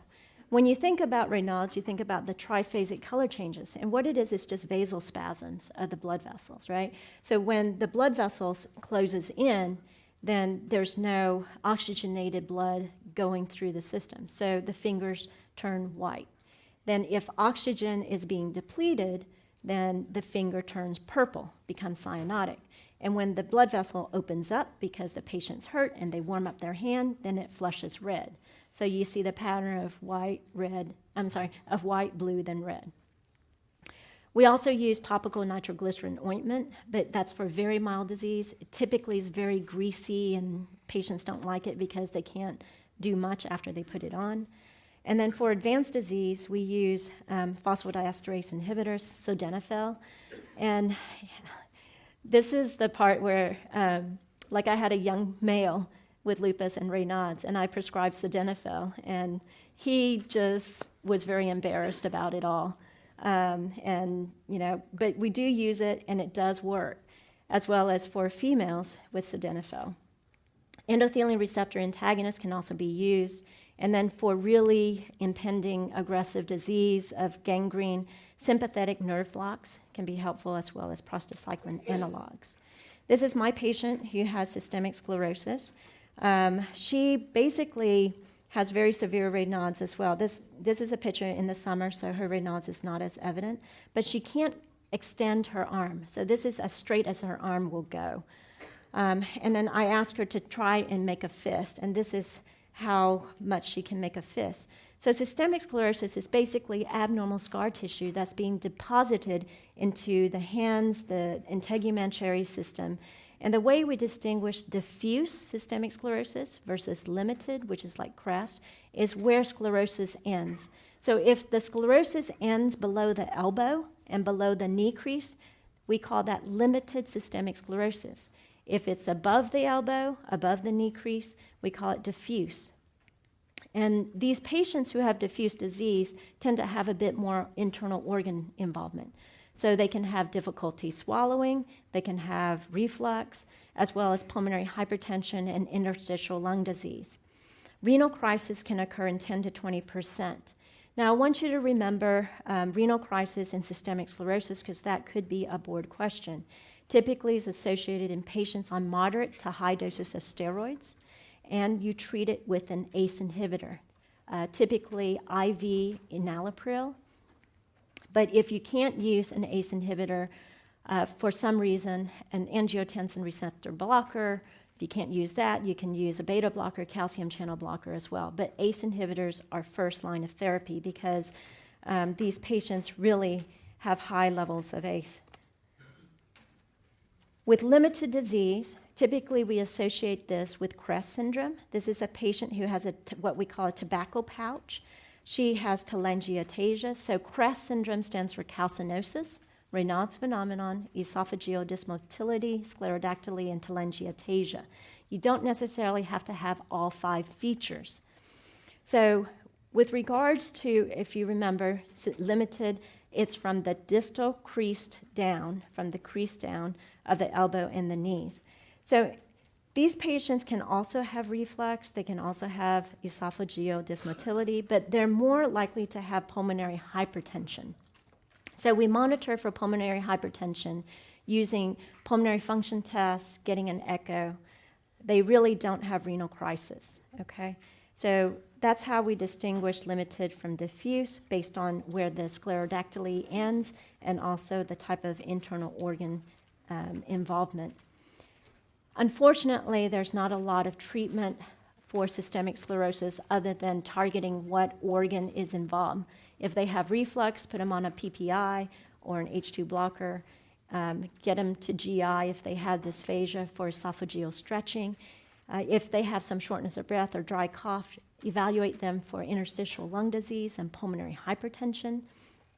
And one of the first signs of pulmonary hypertension, it's actually a drop in the DLCO on PFTs. So it could be on the board question that this patient has telangiectasia, sclerodactyly, and Raynaud's, and she presents with a dry cough. You get PFTs, you find that everything is normal except for the DLCO. What do you do next? So you want to go ahead and do a workup for pulmonary hypertension. So that can include an echo and a right heart cath. If there is aggressive interstitial lung disease, we will use disease-modifying drugs, typically mycophenolate or azathioprine, but for really aggressive disease where there's ground glass that indicates active inflammation, we use cyclophosphamide. But therapy often is very disappointing because many times after about a couple of years of being on it, the drug may not work as well anymore. There are antibodies associated with systemic sclerosis, the anti-SCL70s associated with anti-topoisomerase. Typically, we see anti-SCL70 associated with interstitial lung disease, reduced survival.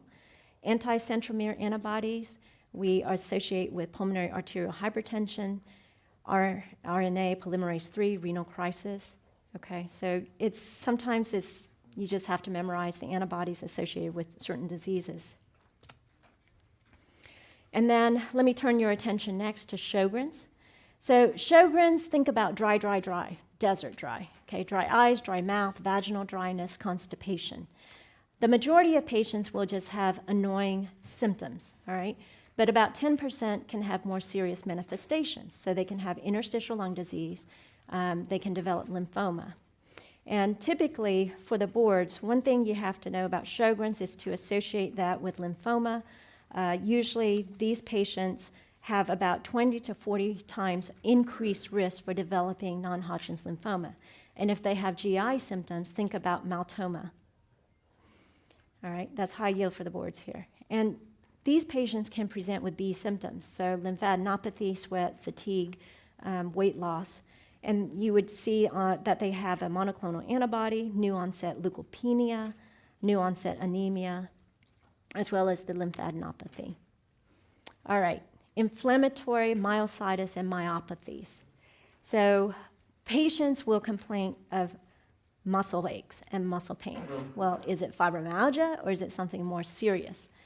So I want to go ahead and focus your attention to the inflammatory myositis here. Polymyositis, dermatomyositis, as well as inclusion body myositis. And how do you distinguish that from drug-induced myopathy? And that includes statins myopathy, right?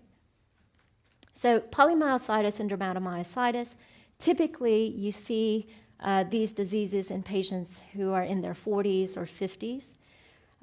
Typically, it's girdle muscle weakness. So it's going to be shoulder weakness, hip weakness. These patients have a hard time climbing stairs, brushing their hair.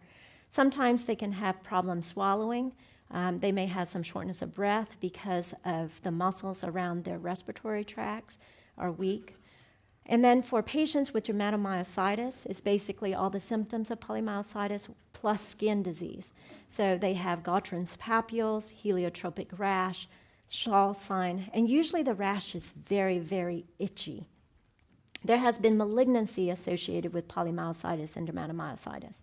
More so with dermatomyositis, as in 15% of patients with dermatomyositis may have an underlying malignancy, and it's actually a paraneoplastic syndrome. So I want you to show you about Gottron's papules. These are bumps right on the knuckles, usually in sun-exposed areas. And this is also another example of Gottron's papules. Now, this is in contrast to lupus patients who can have redness. Usually in lupus patients, they have redness between the knuckles, not right on the knuckles, okay? The way you diagnose polymyositis and dermatomyositis is that these patients will have elevated CPK, aldolase, and also sometimes their LFTs may be elevated. And this doesn't mean that they have liver disease. AST and ALT are markers for muscles as well. If you see a patient with weakness, elevated CK, go ahead and do an EMG, a nerve conduction study. And if you're going to order this, order it on one side of the patient, okay? Because you want to leave the other side for a biopsy. Now, there are certain patients who don't want to undergo EMG, nerve conduction study, and MRI can also be helpful because it can also localize the area to biopsy. But the definitive test is actually the muscle biopsy. These are the antibodies associated with myositis. Anti-SRP is usually very aggressive polymyositis. It's also an anti-synthetase antibody. And basically, patients who have anti-synthetase antibodies may have higher risk for interstitial lung disease. Anti-MI2 is associated with dermatomyositis. Very classic, actually much better prognosis. With a biopsy, you see the difference in terms of inflammatory cells. I doubt that this will be on your boards, but as rheumatologists, we do distinguish the two because we think that they are distinct entities, not basically polymyositis with a rash. They're actually distinct pathologic entities. This is an example of a heliotropic rash right here on my patient. This is the V sign. It's basically where there's sun-exposed area. The one thing that books won't tell you is that the rash is typically very itchy. And usually these patients will scratch and they're really uncomfortable. They think that they have lice, but when you look at their scalp, it's all red.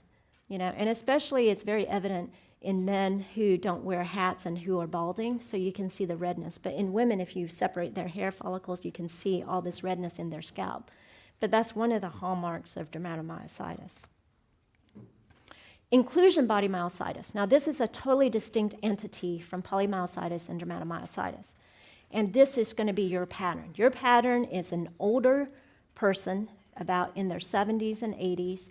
They are weak, not just in getting up the stairs, but they're weak and they can't write very well. So they have distal weakness as well as proximal weakness. They're having difficulties brushing their hair, writing, and one side is worse than the other. So asymmetric distal and proximal weakness. Recently, and this may be an exam question, there's an antibody associated with inclusion body myositis. It's anti-5C1A. So in a patient that you suspect with inclusion body myositis, you can check for this antibody, but the biopsy is still the gold standard. On biopsy, you'll see amyloid deposits, and you'll see these intracellular inclusions. It looks very similar to Alzheimer's disease. In fact, we call it Alzheimer's of the muscle, inclusion body myositis. The EMG nerve conduction study and MRI may be similar to polymyositis. And the one thing about inclusion body myositis is that there's a very poor response to steroids and immune modulation. And there was a recent famous singer, I think it's Taylor Perry, who was diagnosed with IBM. All right, so there are drugs that can cause myopathies as well. Glucocorticoids are known to cause myopathy. So how can you tell, do they have, like in a patient who had polymyositis, they're getting weaker, is it from steroids or is it from their underlying disease? Well, you can look at their CK. Their CK is typically normal if it's prednisone or glucocorticoid-induced myopathy. But they typically will have normal muscle enzymes, normal EMG, and their biopsy really doesn't show inflammation. The true test is stop or taper down the steroids or stop the steroids, and if there is improvement, it's probably from the steroids. What about statins? So statins have come into the forefront for our field, and the reason why it's been shown to reduce morbidity in patients with cardiovascular disease, improvement in stroke, and also peripheral arterial disease. But many patients, they won't tolerate statins because they think it will cause muscle pain or muscle weakness. They hear this on TV, they hear it from their friends. And what was interesting is that why are we seeing so many more cases of statin myopathies in practice than what we see in clinical trials, which is 1% to 3%?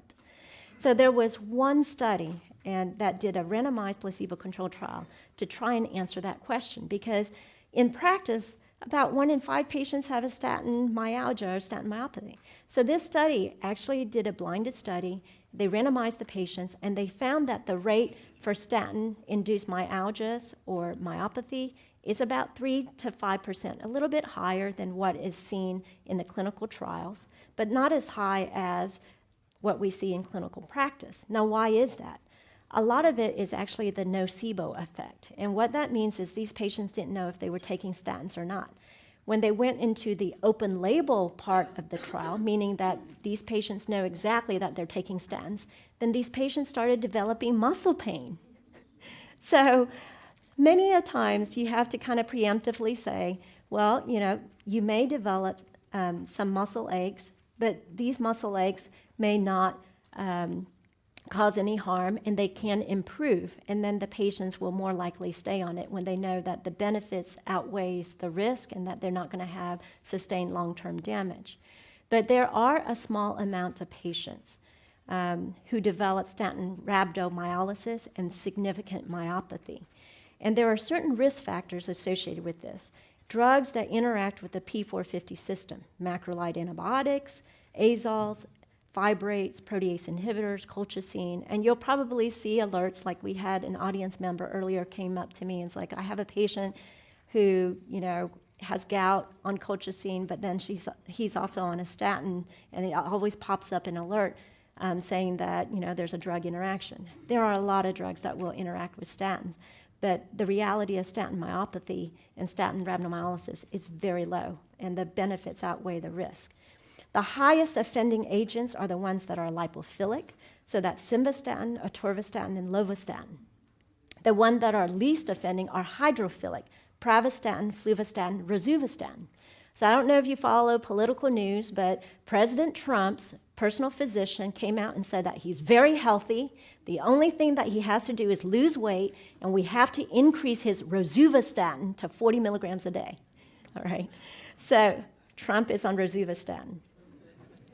Stopping the statin will improve symptoms and improve the CK if the patient does have a statin-induced myopathy. Now, there are certain patients who have really severe myopathy and their CK is in the thousands. You stop the statin, they don't get better. Oh my gosh, what's going on? So there is something, an entity, and I have a feeling that this may be on the board because this is a big entity in rheumatology right now. There is an entity called immune-mediated necrotizing myopathy, all right? So the patient was exposed to a statin, developed muscle necrosis, then the immune system comes in and try to clear out the necrotic tissue, but then the immune system won't shut down. So then they develop basically a polymyositis kind of pattern. And so these patients will test positive for HMG-CoA reductase antibodies. They may also have anti-SRP antibodies, and we have to manage these patients with steroids, with immunomodulators. Something to be aware about in a patient whose statin myopathy won't go away, okay? All right. Let's look at this patient. 50-year-old female with COPD. She presents with progressive weakness for 4 months. Her arms are really tired when combing her hair. She can't climb up one flight of stairs without stopping. She didn't have any fever, swelling, or pain. The only thing she's on is just a nasal steroid, and she's been on prednisone 5 milligrams a day for COPD. But, her symptoms started about 4 months ago. She really doesn't have rashes, but essentially, when you examine her, she does have proximal weakness. There's tenderness in her PIPs, no swelling. She has pretty good finger strength. It's just proximal weakness. Her labs does show a SED rate of 55. Her CK is 2,000. Her thyroid is normal, her creatinine mildly elevated, and her EMG does show muscle irritability without evidence of neuropathy. You went ahead and did a thigh muscle biopsy. There's actually lymphocytic infiltrates in the endomysium. What is the most likely diagnosis in this patient with girdle muscle weakness, no rash, have been on chronic steroids for COPD, but has elevated inflammatory markers?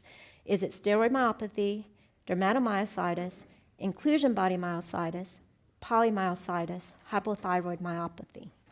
So if you'll click for your answer, please.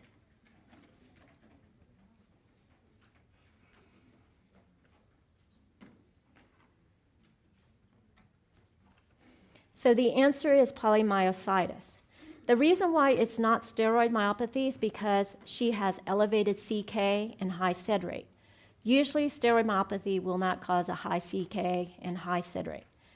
She doesn't have a rash, so dermatomyositis. There is a small percentage of patient who has dermatomyositis sine skin disease, but it's such a small percentage.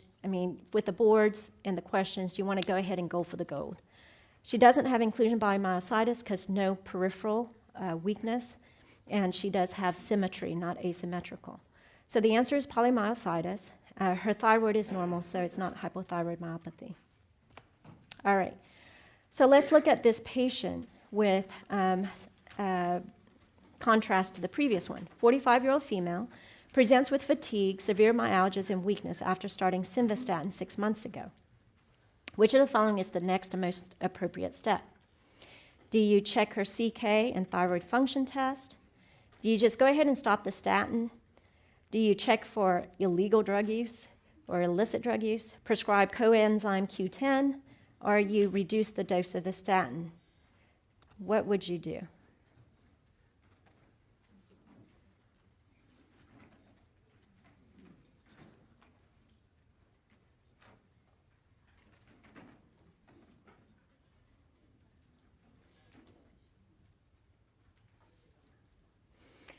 So we have a split here in the audience response.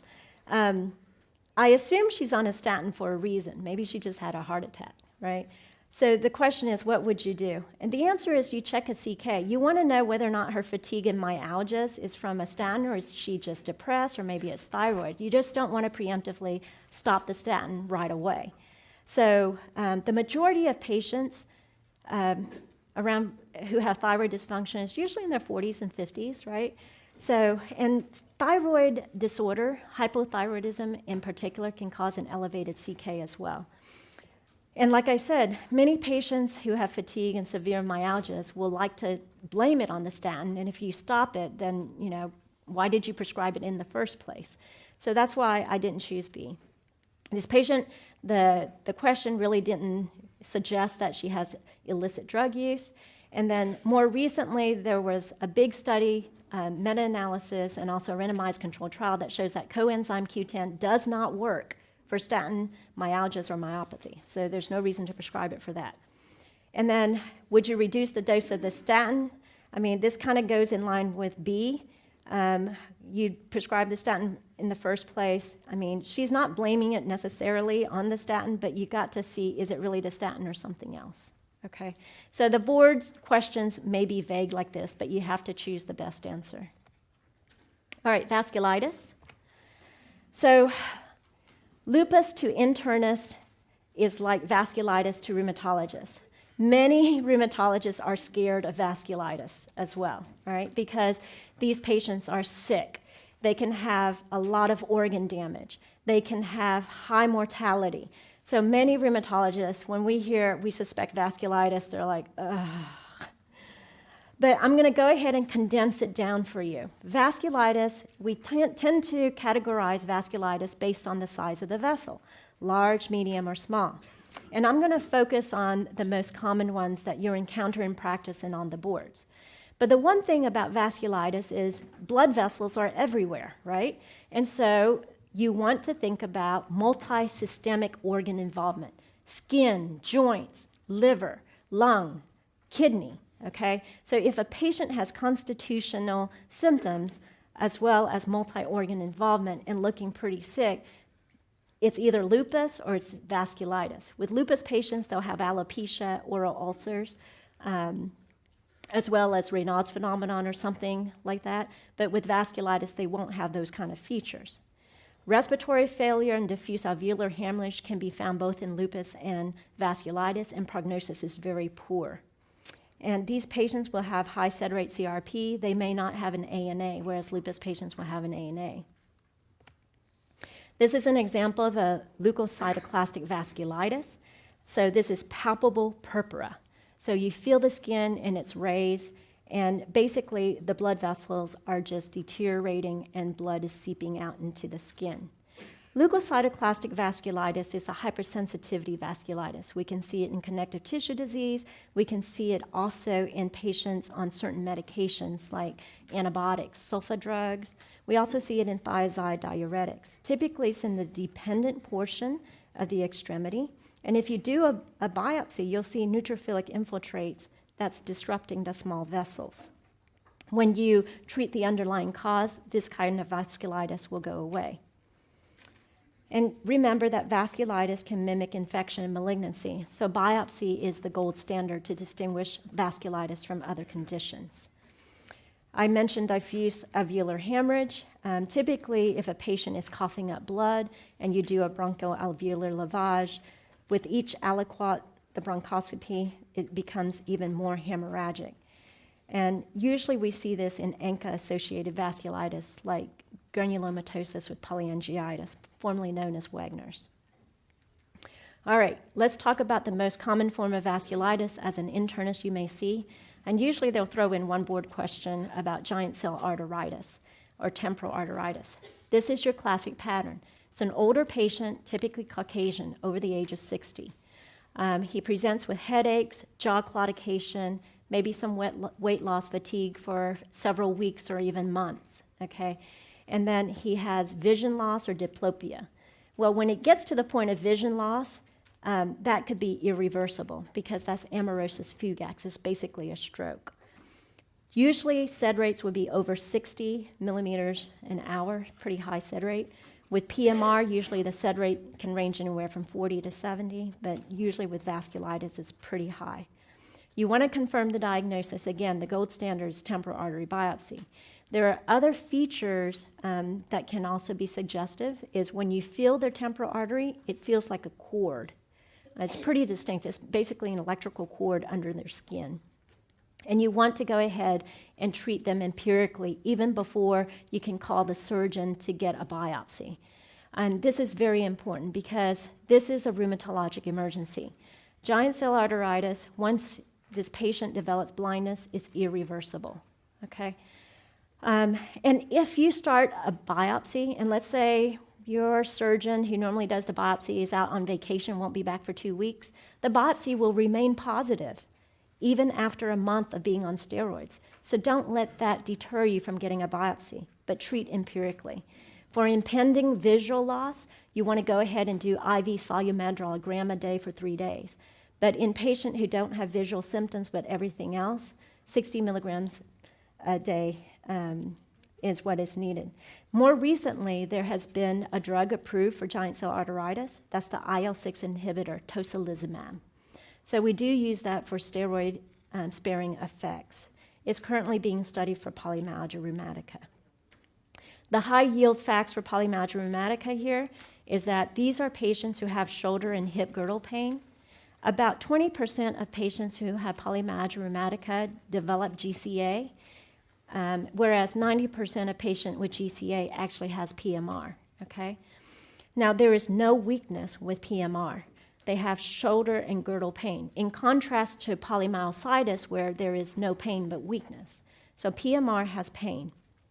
These patients also have elevated SED rates and acute phase reactant. And the ACR, American College of Rheumatology guideline, says go ahead and start them on 12.5 to 25 milligrams of prednisone a day. This is much higher than what I had trained, where you give them low-dose steroids, 5 or 10 milligrams, and they should miraculously feel better within 72 hours.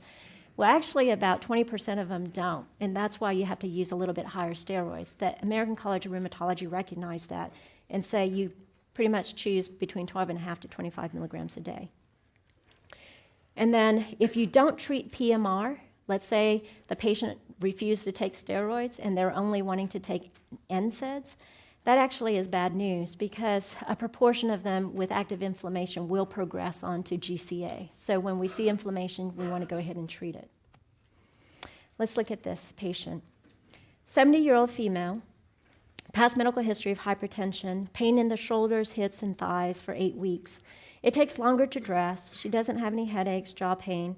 She doesn't have weakness. Unremarkable exam. White blood cell count, 9.5. Her platelets is a little bit elevated. She does have a little anemia. Her SED rate's pretty high. So she has shoulder and hip pain. SED rate in the 70s. Her CK is normal. Which of the following is the most appropriate step in management? Do you prescribe physical therapy? Do you prescribe prednisone 60 milligrams a day, prednisone 15 milligrams a day, temporal artery biopsy, or do you start on duloxetine for fibromyalgia?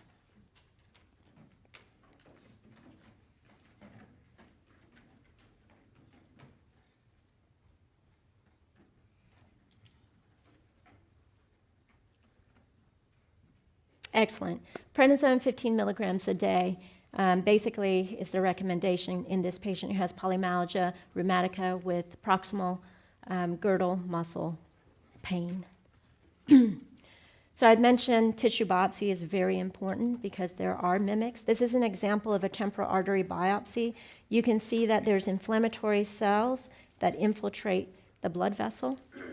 And you want to go for the gold. With other vasculitis, let's say granulomatosis with polyangiitis, if they have kidney involvement, you go for a kidney biopsy. Sinus biopsies, GPA, is actually non-specific and it's not a good yield. So if that is an answer on the board question, don't choose sinus biopsy, okay? Skin biopsy is also high yield. And tissue bronchoscopy, it's rarely diagnostic because there's too much junk in there, especially if they're coughing up a lot of blood. You can do a peripheral biopsy of their lung, but usually bronchoscopic biopsy is not very good yield. And then if a patient can't have a biopsy for some reason, you can go ahead and get an angiogram, and that's usually the case in patients who have mesenteric artery vasculitis or a large vessel vasculitis as Takayasu. And sometimes what you'll do with an angiogram is detect vessel wall thickening, aneurysm, and dilatation. So this is an example of a patient with Takayasu's vasculitis. And you can see here the stenosis in her carotid artery. This is her mesenteric artery right here. There's also stenosis and thickening and occlusion.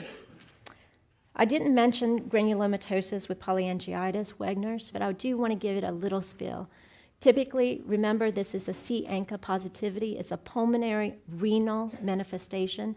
So it's a pulmonary, the patient can cough up blood, they can have sinusitis, they can also have kidney involvement. It's a true glomerulonephritis, all right? And these patients will have symptoms of weight loss, fever, fatigue. They may have some adenopathy as well, high SED rate.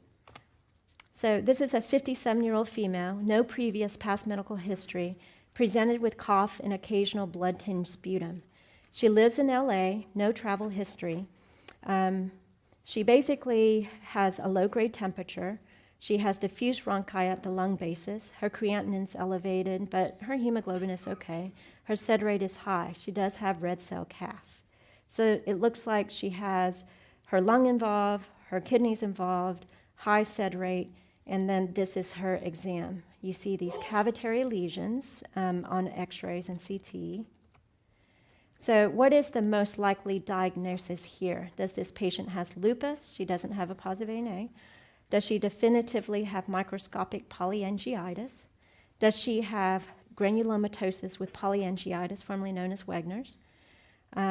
Does she most likely have GPA, but you really need to have more diagnostics, including a biopsy to rule out mimics? Or is this going to be polyarteritis nodosum, and you need to have more diagnostic evaluation?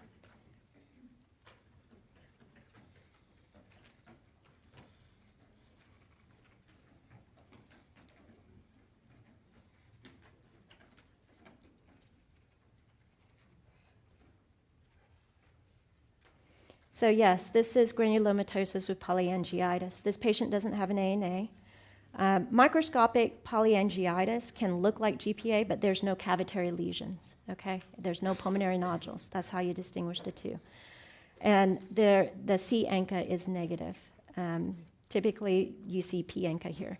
And then this patient, you can't say that she definitively has GPA because you don't have a biopsy, so D is the most likely answer.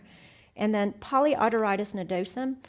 So this is a medium vessel vasculitis associated with hepatitis B. And basically, it doesn't cause a glomerulonephritis. You won't see red cells, you won't see CAS, because where the arteries are affected is actually the arteries leading into the kidneys, not inside the kidneys. So then these patients will have renal insufficiency because of those stenosis. So D is the correct answer. I'm going to skip over eGPA because we have to cover a little bit more.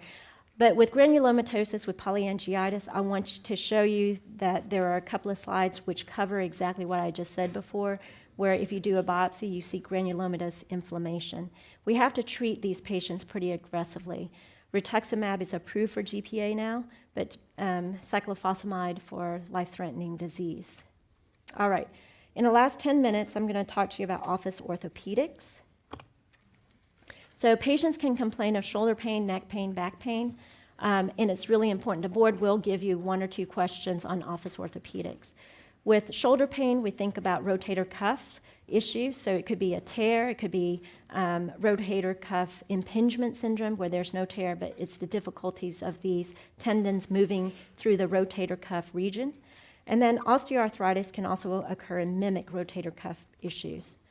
So the one thing about shoulder pain is all in the exam. If a patient has very little pain but can't lift up her shoulder, then that's adhesive capsulitis or a frozen shoulder. Usually in a year or 2, it will thaw. So the frozen shoulder will thaw and then they'll regain it. Physical therapy is important. Sometimes we do injections. We usually don't like to do surgery for that. X-ray is typically normal. Now, if there is weakness, you have to evaluate for rotator cuff tear. And so there's different ways to evaluate the rotator cuff itself. And I want you to do this with me because that's the only way that you're going to remember this. The Hawkins test is basically when you have your elbow at 90 degrees and you internally rotate, so you bring the shoulder forward. And if that causes pain up here, there's probably rotator cuff disease, whether it's impingement or a tear. The way you distinguish between impingement and tear is weakness.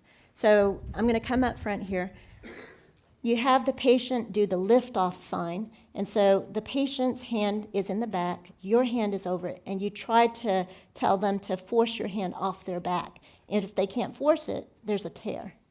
If they can force it up, then chances are it's either impingement syndrome or a very small tear. Yoakum's test. Basically, you touch the opposite side and you lift up the elbow, and that's also a sign for impingement if there's pain. So basically, you're smushing the tendon in against the bursa and against the bone. So when you induce pain, that's impingement. And the way you distinguish the degree of rotator cuff pathology is you can get an ultrasound or an MRI to distinguish that.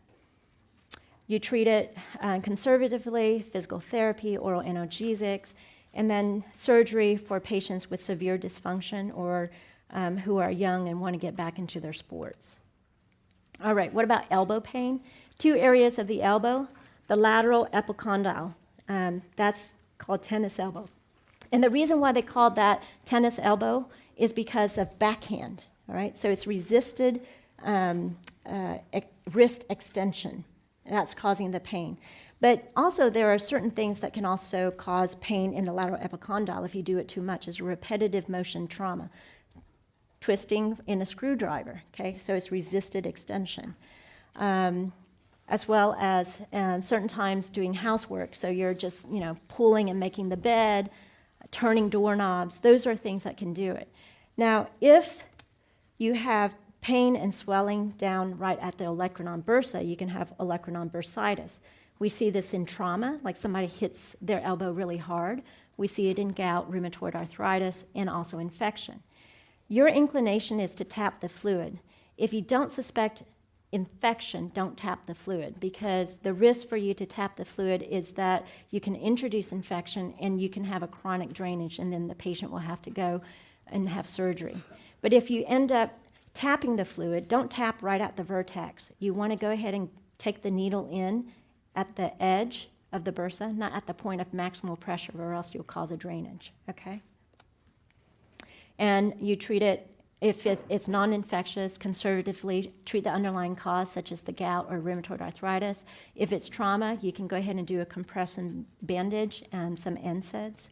But some patients do have a lot of pain, and so the tension of it can cause pain, so you can do a therapeutic tap, getting out all the fluid and then sending synovial fluid off for testing. What about hip pain? So there's two areas that you have to think about when somebody presents with hip pain. One is right at the groin. That's true hip pain, true hip pathology. That's where the glenohumeral joint actually goes into the socket. And then you have the lateral area, which is the trochanteric bursa, okay? Now, with regards to true hip pathology, osteoarthritis can occur there, but also think about avascular necrosis. Avascular necrosis in somebody who's been on steroids, somebody who's an alcoholic, or somebody who has a blood clotting disorder, okay? The way you know whether or not they have true hip pain is what we call the Faber test. So you have the patient flex their hip, abduct, and externally rotate. So we call that the Faber maneuver. And if it causes pain down the groin, then they have true hip pathology. You get x-rays, you can see whether or not there's joint space narrowing, osteophytes, subchondral cysts. With patients with hip osteoarthritis, we treat it with NSAIDs, injections, physical therapy, hip replacements for more severe cases. And this is an example of trochanteric bursitis. There's tenderness when you push on the lateral side of the hip.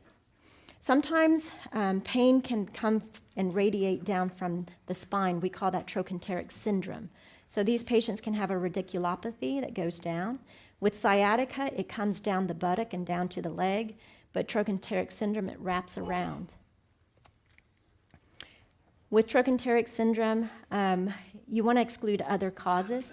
Sometimes leg length discrepancy can do this. In fact, I had a gentleman, he came in probably every 3 to 6 months for a hip or trochanteric bursa injection. He's an older gentleman, and I was like, I think you really need to change your shoes because one side is really worn out compared to the other. And he was like, no, I've had these shoes for 25 years. I'm not going to change them. They're so comfortable. So I inject him every 6 months. I send him to physical therapy. He always comes back for injections. And one day, he didn't show up. I was like, what happened? And so I called him up, and he's like, well, I don't need the injections anymore. I was like, really? Why? Oh, I got new shoes. So it could be just leg length discrepancy, okay? All right, let's look at this. 55-year-old white male, chronic severe achy pain in the left groin, radiation to the inner thigh.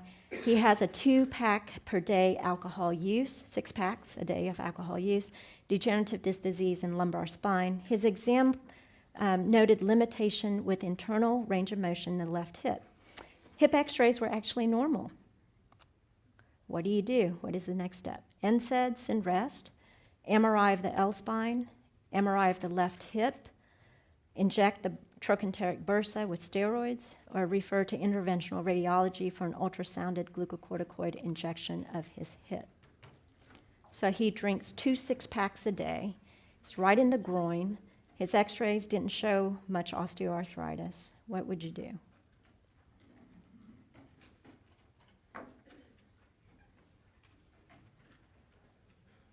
Yes, you get an MRI because this patient's at risk for avascular necrosis with his alcohol use. You can try NSAIDs and rest, but with his alcohol use, I'm worried about gastritis with NSAIDs. MRI of the L-spine is not going to be very helpful because he has true hip pathology. And then he doesn't have trochanteric pain. With regards to referral to interventional radiology, the x-ray is normal, but you really have to work up for other causes. With knee pain, you have prepatellar bursitis. This is what we called clergyman's knee or housemaid's knee because you're kneeling a lot. And then the pes anserine bursitis is down here. So you can go ahead and inject, but osteoarthritis is probably the most common pathology for knee pain. If the knee is so irritated that synovial fluid builds up, you can actually have what we call the Baker's cyst. And so this is not the patient's front of the knee, this is the patient's back of the knee in the Baker's cyst. And so when there's so much fluid, it pops out. Now, your inclination is to go for the gold and put a needle here, but don't do it, not unless it's ultrasound guided, because you might hit all the blood vessels and nerves back here. The way we manage this is actually treat it conservatively. We can do a knee injection and aspiration, but I would inject where you usually inject for the knee, okay? And then I'm going to skip that. Plantar fasciitis is the most common cause of heel pain. It's right at the insertion of the heel, okay? You don't need an x-ray. You basically treat it conservatively by stretching it. Typically, you tell the women, stop wearing your high heels because the high heels actually aggravate it. With back pain, there's many causes of back pain. So you can have degenerative changes in the facet joints. You can have wearing of the disc. You can have impingement of the nerves. And there are certain terms that you'll see on x-ray. Spondylosis just means degenerative changes. Spondylolysis is where there's actually a fracture in the pars. And then spondylolisthesis is where one vertebra moves in front of the other. And there are red flags for back pain. When do you get imaging? And these are from the ACP guidelines. You need urgent imaging if there's a known cancer diagnosis, if there's a recent infection or a patient who's an IV drug user, if the patient has urinary retention or fecal incontinence, saddle anesthesia, or progressive motor weakness. You don't want to wait 6 weeks before you get imaging. You want to go ahead and get imaging now. Most back pain will resolve with rest and conservative measures, okay? So how do you tell the difference between somebody who has spinal stenosis versus somebody with a protruding disc, a prolapsed disc? Patients with spinal stenosis will like to lean forward on a shopping cart, okay? Whereas patients with a protruding disc, they like to stand upright. That's how you distinguish it. Let's look at this. And just because patient has an underlying rheumatic condition, it is not necessarily related to that rheumatic condition. Think about outside the box as well. 70-year-old female with rheumatoid arthritis, new onset severe low back pain. She's on methotrexate and prednisone 10 milligrams a day. She says because of her back pain, she wants to increase her prednisone to 60 milligrams a day. She doesn't have groin pain. Her exam just shows RA deformities, but nothing exciting, no synovitis. There is focal spinal tenderness in the upper lumbar and lower thoracic spine. There's no pain with straight leg raise and no weakness.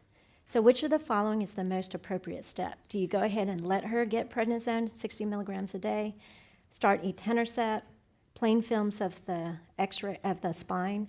Do you increase her methotrexate, or you just go ahead and give her hydrocodone because she just has degenerative disc disease?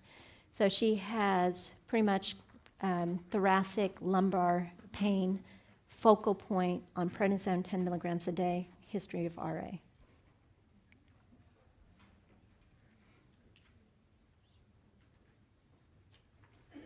So this patient most likely has a vertebral compression fracture because of her steroids in the focal area.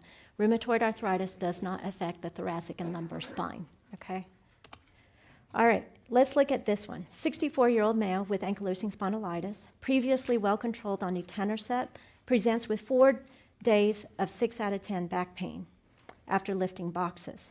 There's tightness of the paraspinous muscle around L4, L5, limited range of motion because of his ankylosing spondylitis, and x-rays 2 years ago just showed some bridging syndesmophytes. So he lifted some boxes. A few days later, he has some back pain. What do? Do you discontinue his etanercept, start him on a Primolast, prescribe NSAIDs with physical therapy? Do you order an MRI of the spine, discontinue etanercept, begin adalimumab, or add methotrexate? What would you do? Patient with ankylosing spondylitis was lifting a few boxes, doesn't hear a pop or anything, but his back just started hurting a few days later.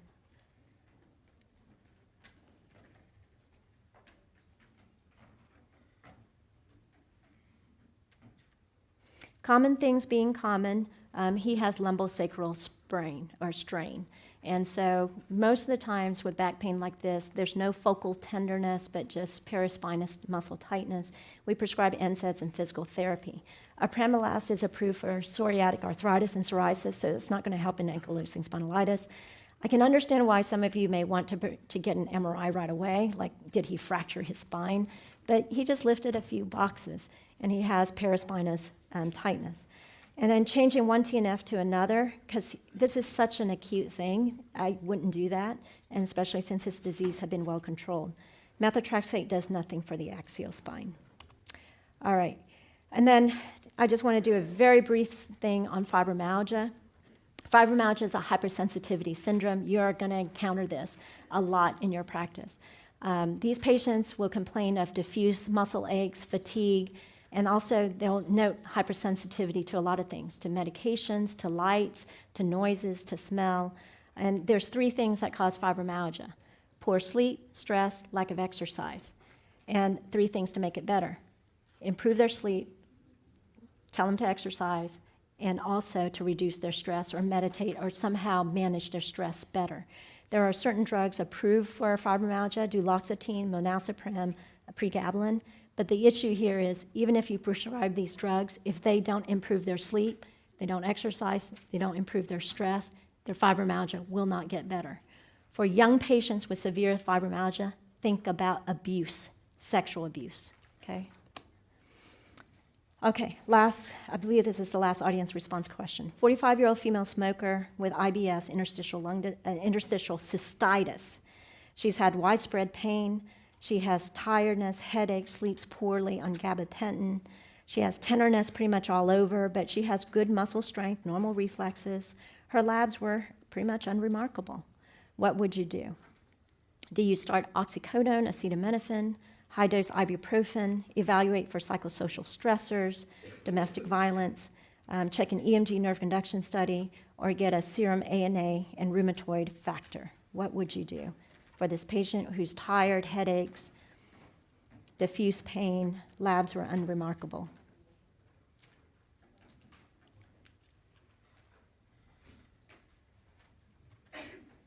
Correct. Evaluate for psychosocial stressors. So the last couple of slides are pretty high-yield pearls. It reemphasizes everything I went through in the lecture. Thank you so much for your attention.